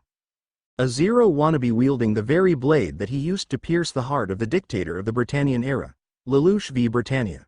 What most don't know is that the man behind the mask, the man who had bested Cornelia Lee Britannia, and formed the Black Knights all those years ago, was the very man that Zero killed. Since I am able to sense body heat, and see the full outline of a person, I knew it was neither the original, or the cheap copy from the Britannian era. This guy was new. So, you came. Zero stated more than asked, as he stared down at me from atop his mountain of carnage. Yeah, pretty hard not to when I'm not invited to a slaughter as entertaining as this must have been. I replied snarkily, unable to keep up a straight face beneath my charcoal mask. Entertaining? Are you positive that you kill for fun? If that truly were the case, then why did you let that group of heroes live? He drilled with the same stern tone that the original Zero had when commanding the Black Knights. They didn't deserve to die, they were doing what they think is the right thing. So you do have morals. The media, as well as yourself, tries to paint yourself as the villain, but for every sin you have committed, you have done another 10 virtuous acts. He pressed on, his expression that which he thought was concealed unchanging. You like to have a good fight, that's for sure. But you are no villain. For 6 years straight, you have fought for what you thought was just, as a hero would, but better. For someone your age, with so much time to lose, and so much life you have ahead, you clearly fight for a reason. You gain traction for ending the most amount of miserable lives that belong to rapists or sexual criminals in just the span of a month, and you have only expanded upon that record as the months fly by. My brows furrowed in surprise at his ease in finding my motives, and my snarkiness had long since ran away from my face. What of it? I asked slowly, soon receiving a much swifter response. I believe that we both have common grounds, goals, and interests. As I am sure you are aware, I am not the original, nor will I likely be able to live up to his reputation, but I am positive that I am no drawback. I am certain that if we were to combine our individual skill sets together, then we could both achieve what we wish. I had already began to process his idea, but he kept going. Though you enjoy the taste of victory as much as I, we both know that we don't want to live to kill forever. We can still fix this world. If you were to join me, then I assure you, we can cleanse this society. His musing was interesting, but of course, I had to nitpick. This isn't the Britannian era, is it? Quirked individuals roam the streets everywhere. This world is impossible to fix. My goal isn't to fix the world. It's to make it so that men, women, and children don't have to worry about going out for a walk on their own, or about being beautiful people. I want people to feel safe, and I want to assert justice upon those who have incurred it. Your mission is a valiant one, and I respect your dream, but it is simply not possible, even for me. He took in my words for a brief moment, before beginning to respond again. You may be correct in that aspect. But is it not worth an attempt? You wish to spread justice across the planet, and bring about peace and safety. I seek justice and world peace, like my predecessor before me did. We both want practically the same thing. You started to fight for Japan, for the unfortunate people, because you see the world as rotten as I see it. There may be few, but people across the globe have recognized your deeds, and are cheering for you to succeed, and bring justice to those who deserve it. You instilled hope across the world. Even if it is minuscule, it is still more than absolutely nothing. I finally respond again. So what? You're saying it's my responsibility or something? I'm doing the best I can. What do you want? I was soon cut off. You must take responsibility for the hope you have created. I may be the miracle worker, but I can't work a miracle without the aid of talented people like you. We can bring down the societal biases, all of the lies, and all of the injustices for quirked, quirkless, the races, the masses. All of them. All I need is one bright light, and justice can thrive. The sheer passion behind that mask, the mask that concealed his true voice, the mask of the miracle maker, made my heart soar. It was practically impossible to create widespread peace and prosperity, but why the hell shouldn't I try when I have the power to do it? Hero society be damned. Villain society be damned. I chose the middle path for a reason. So I could swing down the blade of justice, and get stronger for the few people in my life that hold any meaning to me. I know the odds, Indigo. You needn't tell me that luck is a major factor, because it definitely is. Yet we were given a dream, a goal, and the power to achieve it, so why should we ever do anything else but chase that dream? This world needs us. This world needs you. I need you. I can't change the world off ideology alone. So, join me. For the first time in what feels like a decade, I felt a strange sensation shoot through my body. My heart was pounding erratically, and my pupils had shrunk the size of periods on paper. The sensation roared through my limbs, torso, and head. Sparks of bright blue and purple flame sprouted around me, my mask trembling slightly as my whole body began to shake. I was truly excited for something. You sure do have a way with words, you son of a bitch. Damn it, I'm in. I finally caved, as I could see the boy behind the mask let out a sigh of relief. That mask would do a great job of hiding his emotions, if I couldn't see through it. The crimson-cloaked genius leapt from the pile, sheathing the Emperor's blade at his hip as he landed before me. So, the gas on that pile. Forgive me for assuming, but is this supposed to be an offering for me? I asked jokingly, as I look at the amount of motor oil that was glazed across every corpse inside the building. Behind his mask, I watched him flinch, and worriedly try to formulate an unoffensive response, earning a small smirk behind my own disguise. I saw it fitting of our alliance, a bright violet light illuminating one singular building. It showcases our collective goal, and the color we have both become accustomed to. All right then. I don't hate the sound of that. I respond while turning around, walking toward the window that I had came from originally. Before we leave, should we not reveal our faces to one another? Zero called out to me as I leapt up to my post, causing me to flinch. Quite unlike Zero to so openly reveal one's face to an ally he has known for less than 10 minutes. Is it out of curiosity, blind ignorance, or both?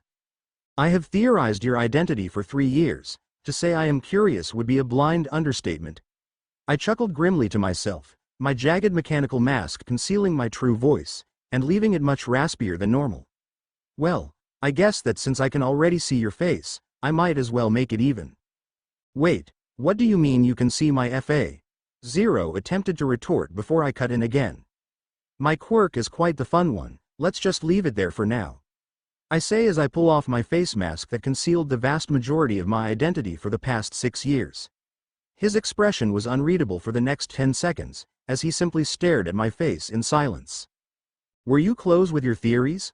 I asked with a raspy chuckle, as I reached into my sweater pocket, pulling out a pack of cigarettes. You are a lot younger than I had anticipated. I recall seeing you at the entrance exam for UA's General Studies, only with black hair. He mused mechanically, confused as to who I was. I heard that they have a great education, so I jumped at the chance. And I saw you there as well. You nearly caught up to me. You don't seem too old either. I am 15, turning 16 in July. He said with a sigh, as to slipped off his mask, revealing the face I had only been able to see through Heatseeker. Freckles, emerald eyes, young, and a mop of viridian hair on his head, completely different to that of the original Zero. When we meet regularly, you may refer to me as Izuku. Tisk, you really aren't like the original at all. Fine, you can call me Percy. I muse snarkily, turning around fully, and sitting on the window sill. Yet you still haven't answered my question. Were you close with your guess?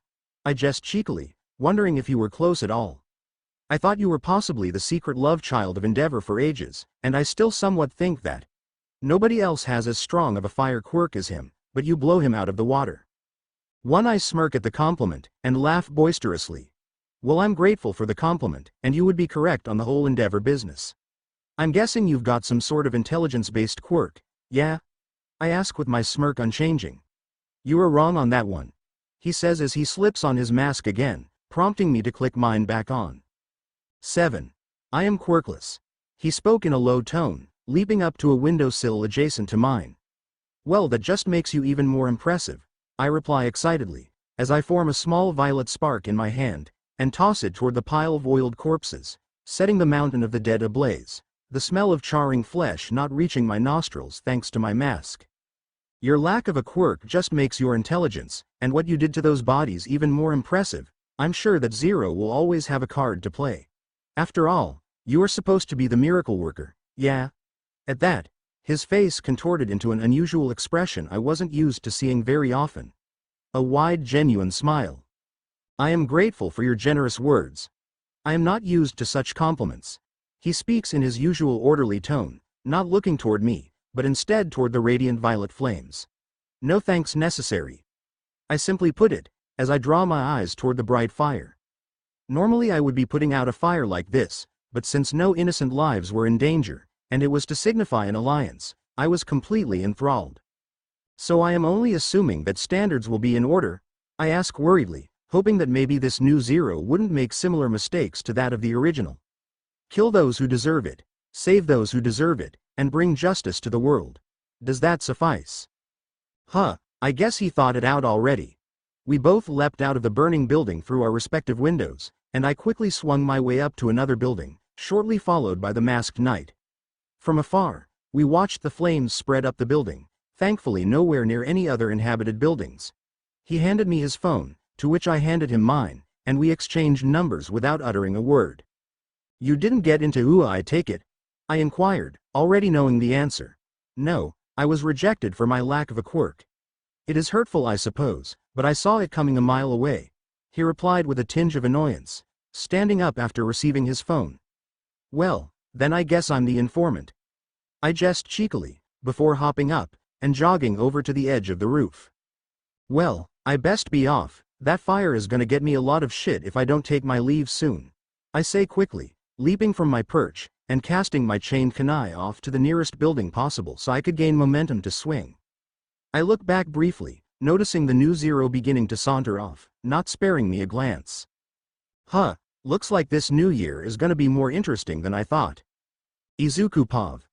I forced open the door to my house with a bit more effort than normal, the fatigue from having exerted myself against that mob of villains, having a full discussion with the most prominent and powerful vigilante to date, returning the suit for tomorrow, and having to drag my sorry ass home really must have drained me. As I entered my home, Mom quickly brought herself up and off the couch, and looked at me with her usual warm smile. Welcome home, Izuku. How was your evening? I couldn't help but feel that same warmth envelope my being, unable to resist the temptation of sitting down to talk with the woman that created me. Tiresome, I guess. But I had a good time. How was your evening, Mom? I reply with as much energy as I could muster, trudging over to her after discarding my shoes. Noticing my fatigue, she helped me to sit down on the couch, and held me for a few moments. I suppose you weren't joking about the tiresome part, huh? She joked in a rather energetic way, her emerald eyes shining in amusement. Hey Mom, could I have a bath? I really need some sleep. With the same loving expression, she nodded, and helped me up, giving me a pat on the head. There should be clothing, and a towel ready for you already. Have a good night. Okay. A grateful smile graced my lips, as I nodded silently, turning around and sauntering toward the bathroom. I heard the water running, which confused me, but nonetheless I entered. As I slid the door open, I heard the frantic shouts from the living room ring through my ears, but they were too late. "Izuku, wait, don't open the door," Mom shouted desperately, as I now was making eye contact with Mitsuki Bakugo, who just so happened to be standing in the curtainless shower, with a hand between her legs in a not-so-clean manner. Too needless to say, my eyes had shot open. Mitsuki Pav. 10 minutes earlier, a cheesy dramedy played on Inko's living room television, Inko absolutely enthralled with the, in my opinion, terrible jokes, and absolutely basic, dramatic events that played out. Apparently, the two main characters liked each other as kids, only to grow up still with those feelings, yet out of spite, they began to insult and act as if they loathed one another. I simply find it to be boring, and the acting is actually terrible. They sound like damn bots with some of their responses. A side character got broken up with on her birthday via text, and instead of getting pissed or shutting out for a while, she hits the guy with the, "I'm not mad, just disappointed," and I just couldn't bear to watch another second of that trash after that. I'm no movie critic or analyst, but this is simply absurd. I stood in her kitchen in utter silence, honestly impressed at how Inko enjoys this show so much. But what have I learned in my 3 decades of living? Everyone has an opinion. I may disagree wholeheartedly, but she is too nice for me to just outright bully her for her opinion. Nonetheless, the series was getting to me. "Hey Inko, would it be alright if I could use your shower? I just need to wash away some of the rust, if you know what I mean." Inko craned her head around to look at me, innocent eyes, and a dopey expression as she gave me a thumbs up. I picked myself up from my cringe-induced stupor, and walked over to her bathroom with the intent of cleaning myself up. To be continued. I hope you guys enjoyed this video and make sure to like and subscribe to the channel. Now we will see you in the next video.